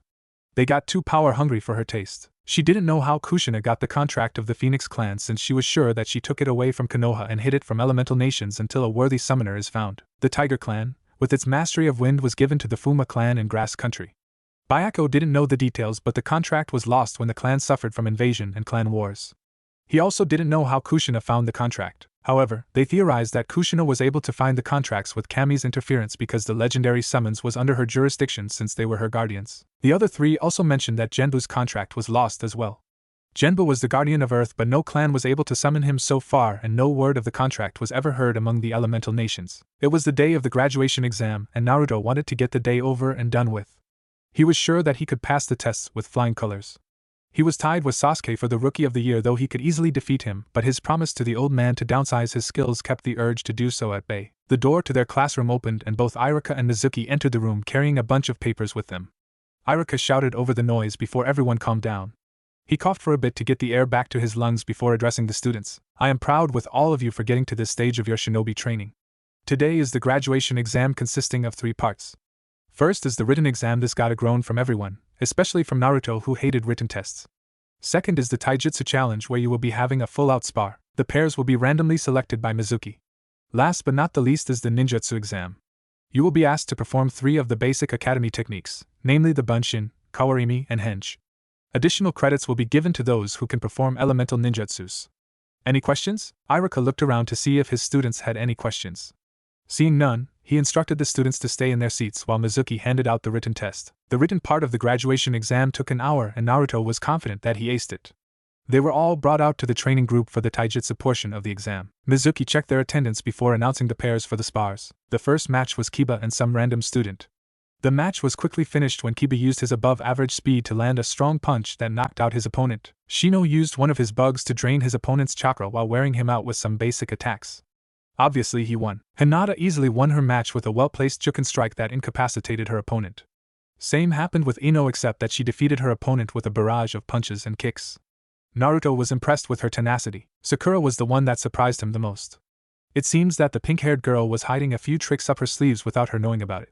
Her near-perfect chakra control allowed her to unconsciously channel some chakra to her punches, which was strong enough to blow her opponent away. Chuji sparred a bit with his opponent, but eventually scared his partner out of the ring when he turned into a large rolling mass of destruction. Shikamaru also defeated his opponent using the shadow neck bind of his clan and forced him opponent to forfeit. It wasn't really a straight taijutsu match. It seems that Shika was too lazy to even fight with his opponent, so he resorted to his clan jutsu to end the fight in record-breaking time. Naruto was getting bored of the various matches when his name and Sasuke was called and instructed them to get into position. Naruto quirked his eyebrow at this since most of the clan heirs was paired off with non-clan students. It seems that Mizuki wanted Sasuke to beat him. This was too good to pass up. Naruto calmly walked into the ring in the middle of the training field as Sasuke arrogantly strutted over to the opposite side. Naruto looked bored over the whole thing while Sasuke was grinning like a maniac. Mizuki called the match to start. "I will show you that you're inferior to me," Dobe Sasuke declared, which caused the fangirls to squeal and look at him with hearts in their eyes. The boys just rolled their eyes at his arrogance. "Whatever, Uchiha-san," said Naruto, yawning a bit, showing everyone that he was bored. Sasuke seethed, seeing that Naruto wasn't taking him seriously. Sasuke went into an Uchiha taijutsu style, the Interceptor. Naruto recognized this from his mother's scroll. The Interceptor style was created for the sole purpose of complementing the powers of the Sharingan. The style itself was used as a defensive stance while the Sharingan copies and identify the style of the opponent. Quick attacks are then used to get under the opponent's guard to land a decisive blow. This would have been an effective strategy, but the lack of Sharingan made it an almost useless action. Naruto grinned at this and went into his Fox Fist style that confused everyone since he didn't show this type of taijutsu style before. Seeing Naruto's unorthodox battle stance, Sasuke smirked and dashed towards Naruto at Chunin level speed. He released a punch that Naruto easily swept aside with a flick of his wrist. Sasuke then jumped and spun in midair to drop an axe kick on Naruto's head. Naruto crossed his arms above his head to block the attack, but Sasuke used his momentum to twist around and aimed a straight punch to Naruto's stomach. Naruto saw the feint and quickly dashed back to avoid the blow, and quickly lashed out with a side kick that hit Sasuke in the stomach that sent him sprawling to the ground. Sasuke gritted his teeth and attacked again with a barrage of punches and kicks which either Naruto blocked or swept aside. Naruto saw that Sasuke was getting sloppy with his attacks, so he initiated an upward swipe of his clawed hands, which Sasuke barely avoided by tilting his head up so he didn't see Naruto's follow-up punch that hit him on the stomach, where he doubled over from the pain. Sasuke was seething as he dashed back to gain some distance from Naruto.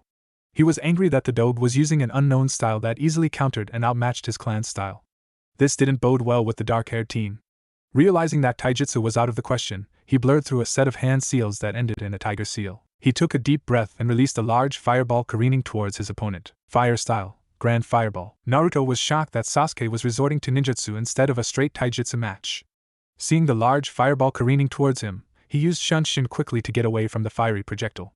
He appeared a few feet in Sasuke's right and got back into his fighting stance. Sasuke saw that Naruto was able to escape from his attack and went through another set of hand seals. Fire style, Phoenix Flower. He blew out a bunch of small fireballs at the blonde at amazing speed. Naruto saw the incoming attack and realized that he cannot avoid the attack. If he did, then his fellow students behind him will surely take the brunt of the attack. He activated his Kamigen and created a wall of water to block the attack, effectively extinguishing all the fireballs that hit it. When all the fireballs disappeared, Naruto released his hold of his water orb and used the wind orb to release a jet of compressed air that blew Sasuke off the ring. Naruto decided to end the match before someone gets killed by the rampaging boy. He willed his lightning orb to release a low-voltage lightning attack that electrocuted Sasuke that made him pass out. Iruka called the match a win for Naruto. Iruka told everyone to go back inside the classroom while he instructed Mizuki to bring Sasuke to the infirmary to get checked out. He called for an hour break since they can't proceed with the rest of the exams with one of their students out of commission. Iruka was seething while waiting for Sasuke to come back from the infirmary. There was nothing wrong with his dark-haired student except for a slight shock that caused his body to shut down. A simple medical jutsu was enough to wake him up, but some of the doctors treated him like a martyr and showered him with enough medical jutsu to even replenish his chakra reserves. Iruka was happy that Naruto took decisive action after that second attack. He saw that the fireballs that Sasuke released would have harmed some students if Naruto decided to evade. To protect his classmates, His blonde students created a defense out of water to extinguish the fireball and ended the match before it could escalate. He took a deep breath to calm him down and called for the class to settle down so they can finish the rest of the exams. After the debacle in the training field, Naruto was waiting for his turn to be called to test his 3 basic academy jutsus. The effect of his brief stint with Sasuke caused some reactions that confused the blonde. The boys were looking at him in awe with a slight fear. After all, he was able to bring Sasuke down with a single jutsu and not get hit by the barrage of lethal fire techniques hitting his way. Some of the girls, especially those that were almost hit by Sasuke's fireballs, were giving Naruto appreciative and thankful looks. The diehard Sasuke fangirls were giving him an evil glare. Iruka was looking at him with pride while Mizuki was giving him a hate-filled glare. Mizuki's idea to have Sasuke beat him to a bloody pulp backfired on him. The worst part is he can't disqualify the boy for the use of a non-academy taijutsu style since Sasuke was using his clan style as well. Same goes for the jutsus that was supposed to be barred from that portion of the exam. Iruka called everyone to silence when Sasuke entered the classroom. It seems that his defeat in the hands of Naruto was properly healed, except for his bruised ego. He gave Naruto a hate-filled glare which the blonde calmly returned. Iruka barked a command for him to go back to his seat so they can get started with the next part of the exam. Okay everyone. Congratulations on those who passed the exam so far. Before we proceed with the ninjutsu part of the exam, I will be releasing the scores for the written test. He took a sheaf of paper from the pile on his table and read from it. Let me see, for the written exam, the highest score goes to Uchiha Sasuke. This made Sasuke give everyone a smug look and caused his fan club to emit a loud squeal. And Namikaze Uzumaki Naruto, who both got a perfect score on the written portion of the exam. Sasuke's smug look turned into a glare. Followed by Abdurrahim Shino and then by Shikamura Nara. Congratulations. Any questions? Asked Iruka. Sensei. Naruto Baka must have cheated because it is impossible for him to be tied with Sasuke-kun. Screeched Sakura, which caused most of the boys to wince. Are you accusing me, a Chunin, of not being able to spot my students cheating, Sakura? Asked Iruka while giving her a long look. No sensei, but it is impossible. He must have cheated somehow without you finding out about it. Persisted Sakura. Well, you're wrong, Sakura. 1. It is impossible to cheat because we are closely monitoring each and every one of the students. 2. Naruto's record has been consistent for the past 3 years, so him cheating right now would be stupid. If there aren't any more questions, then let me continue this time. He gave Sakura a glare which effectively cut off any other complaints she might have. For the taijutsu portion of the exam, everyone who won passed the test. However, me and Mizuki deducted points from both Naruto Shikamaru and Uchiha Sasuke for the blatant use of ninjutsu when it was only a taijutsu-only exam. This announcement brought a loud screech from the Uchiha fan club but was easily shot down by Iruka. Nara used his family jutsu to disable the opponent and forced him to forfeit, which is against the rules, but we gave him leeway on this since it is a sound strategy. However, Sasuke's deduction was caused for the blatant disregard of the rules by using an attack-based jutsu. But sensei, Naruto also used his freakish technique during the match. Complained Sakura. True, he did. I don't know if you noticed, but Sasuke's fireballs were in direct collision with some of the students, which might have killed them if Naruto didn't act with his technique. I saw this as a decisive action on his part, so I didn't mark him down with deductions. That's so unfair. Wailed Sakura. No, it's not. So you think that Sasuke should get away in hurting his peers? I think not. Now shut up and let me continue. Now, the next part of the exam is the ninjutsu portion. You will be called one by one to demonstrate the 3 basic academy jutsus, namely the henge, kawarimi, and bunshin. With that, he called the names and each performed the techniques as requested. Some passed while some failed. Naruto noticed that the clan heirs all passed. Sasuke easily passed and gave everyone a smug look even if they performed as well as he did. When Naruto's name was called, he walked to the front of the classroom and waited for the signal to proceed. Okay Naruto, I want you first to perform a bunshin. Instructed Iruka. Iruka-sensei, does it have to be the normal bunshin or can I perform other versions of it? Asked Naruto. One of the reasons why he learned the shadow clone was because of his huge chakra reserves, where it is impossible for him to create the normal illusionary bunshin. Iruka was shocked at the question. Naruto knew another bunshin? This he gotta see. Yes. As long as it is a bunshin, then it is acceptable. Naruto didn't waste any time and performed the Kagebushin without any hand seals. 2 perfect clones of Naruto appeared beside him. All 3 were giving Iruka a huge grin. Very good, Naruto. Now I want you to perform the henge by turning into the Hokage. A puff of smoke later, Naruto looked exactly like the 3rd Hokage, complete with pipe and smoke. He gave Iruka a cheeky smile which looked out of place from the Hokage's face before poofing back into his original form. Perfect as always, Naruto.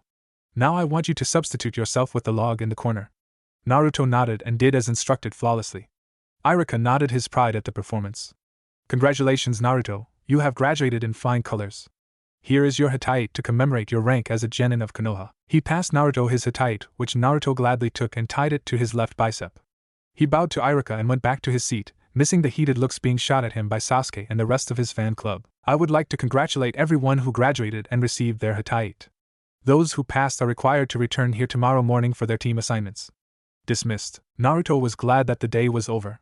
He bid everyone goodbye and promptly disappeared in a burst of flame that shocked everyone in the room. Naruto appeared in his training yard in a pillar of flame. It was one of his unique Shunshin, high-speed teleportation, signatures.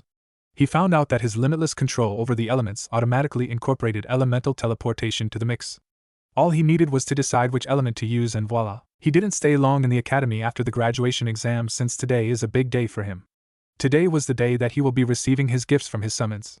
He didn't regret denying their offers of giving him techniques and training. In fact, he agreed that no human should ever be given such power. It would either corrupt him, which he doubted, or people will be hunting him down just to steal such power for their own.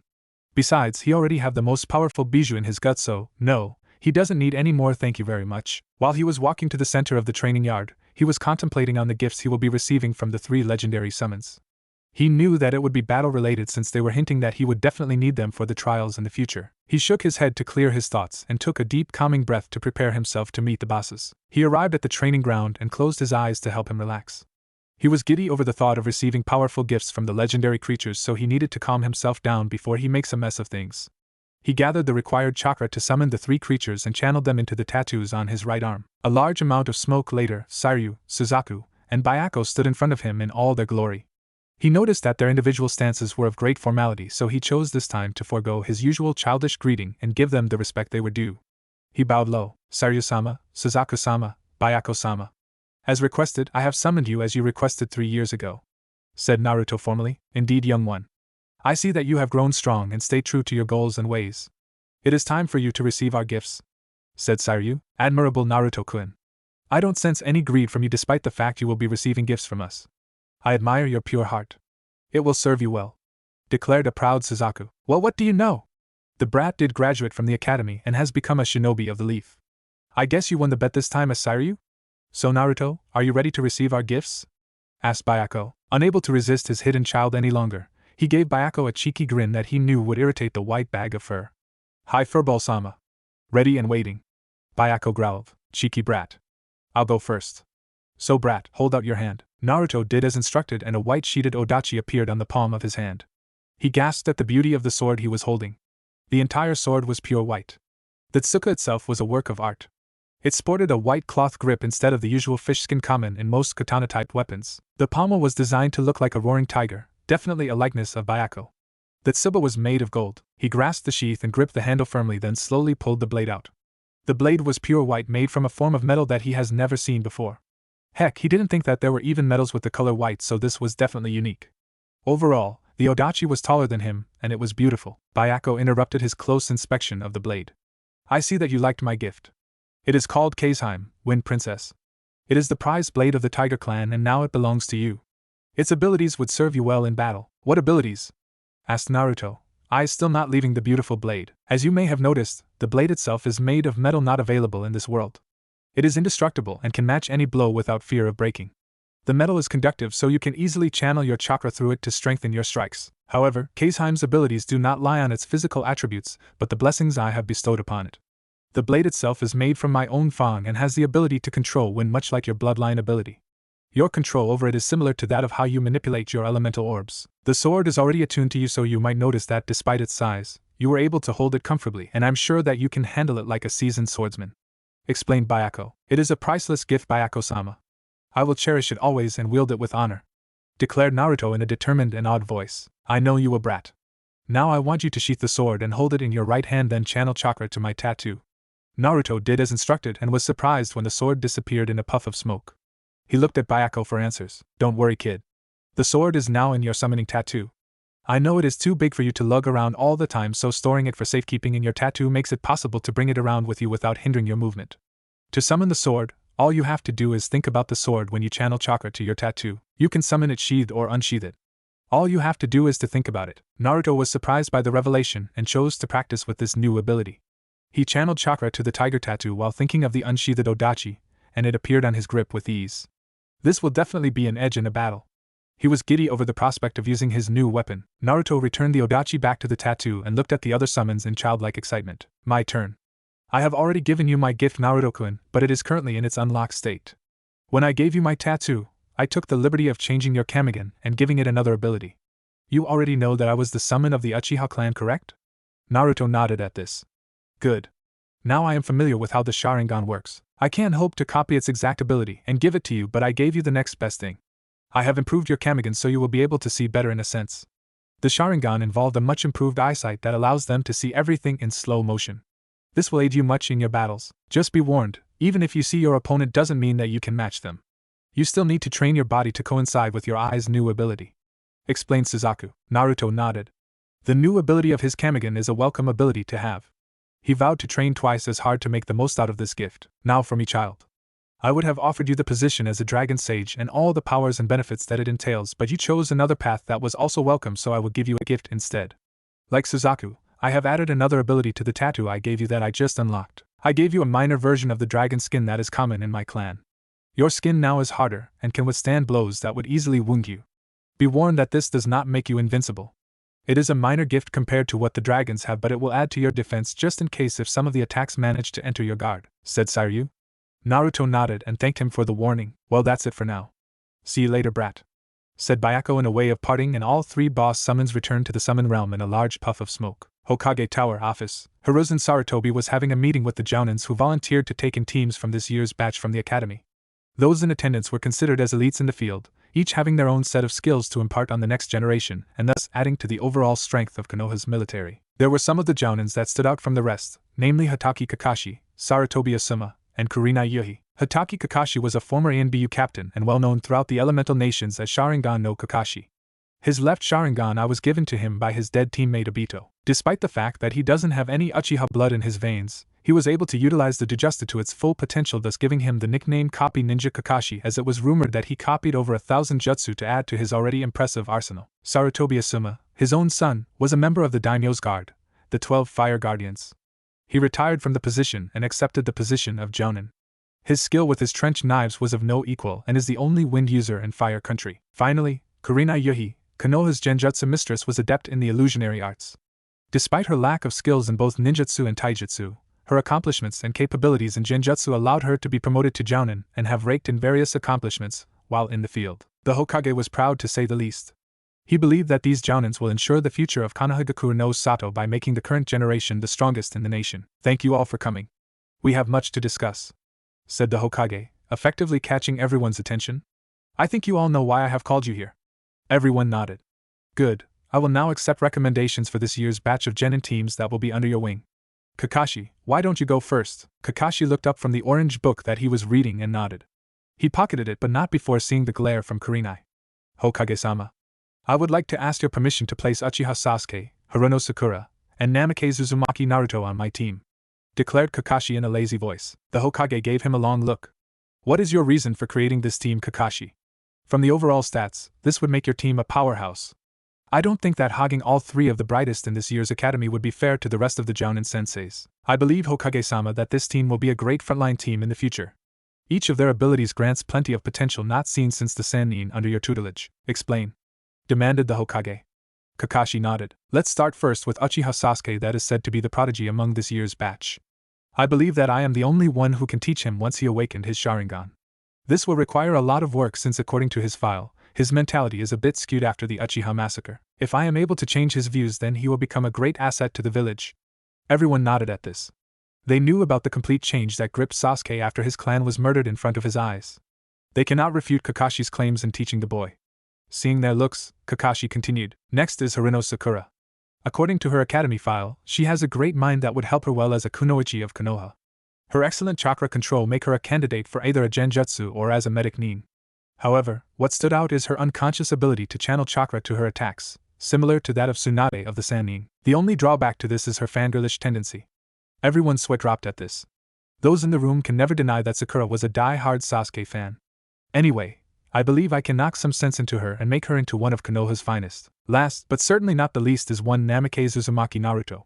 His skills is on par with Sasuke, but we all know for a fact that he was downplaying his skills upon your request to avoid alerting his enemies.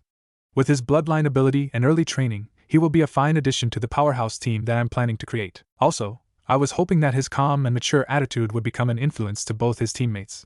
explained Kakashi. The Hokage pondered the idea of such a team, and he can't deny that Kakashi's assessment and prediction is quite possible. True, the imbalance caused by Sasuke's superior attitude and Sakura fangirlish tendency requires a lot of work, but he was confident that Kakashi can handle it. He finally nodded and took a few notes on the sheet of paper in front of him. I will accept your request, Kakashi, as long as no one disagrees. He looked around and saw that the rest of the Jounins just shook their heads. Good. Team 7 will now be under Hatake Kakashi to be trained as frontliners. This time it was Asuma who spoke. I would like to request the current Ino Shikacho trio to be placed under my leadership. I am planning to turn them into a capture and information gathering unit. Your reasons? Asked Sarutobi. Simple, really. Out of all the Jounins here, I have the most experience with the legendary Ino Shikacho teamwork, and I'm confident that I can train them well with their individual abilities. The Naruto's shadow techniques are useful in capturing his opponents without resorting to lengthy battles. The Akimichi would be useful as a support. The Yamanaka girl is talented in gathering information because of their clan's mind invasion techniques. Explained Asuma. The Hokage nodded. Anyone disagree? Everyone shook their heads in negative. Asuma, you will get Team 10 with the current Ino Shikacho trio as your genins. Kurenai, I would request for the formation of a tracker and hunter team composed of Aburame Shino, Hyuga Hinata, and Inuzuka Kiba. Each have their own individual skills that can easily be an asset to the tracking and hunting team that I'm planning to form. Declared Kurenai in her strong, yet melodious voice. The Hokage immediately accepted her proposal since he was also thinking along the same line as hers. Agreed. You will take command of this team and train them well to be expert trackers. You now have Team 8 composed of Aburame, Hyuga, and Inuzuka. Kurenai nodded, happy with the team she got. I think that takes care of everything. Anything else? No? Then you're all dismissed. Please report to the academy at 9 a.m. tomorrow to meet your genin teams. Hi, Hokage-sama. All Jounins in the room shouted, then left the room. The Hokage opened one of his drawers and took out his trusty pipe, lit it up, and took a long puff. Things are going to start getting interesting soon, especially with you around Naruto-kun. Namake's Uzumaki compound, Naruto was in the training yard drenched in sweat. After the boss summons left, he immediately practiced his new weapon, Kazeheim, by running it through with his mother's Kenjutsu style. He found out that the weapon fit him perfectly.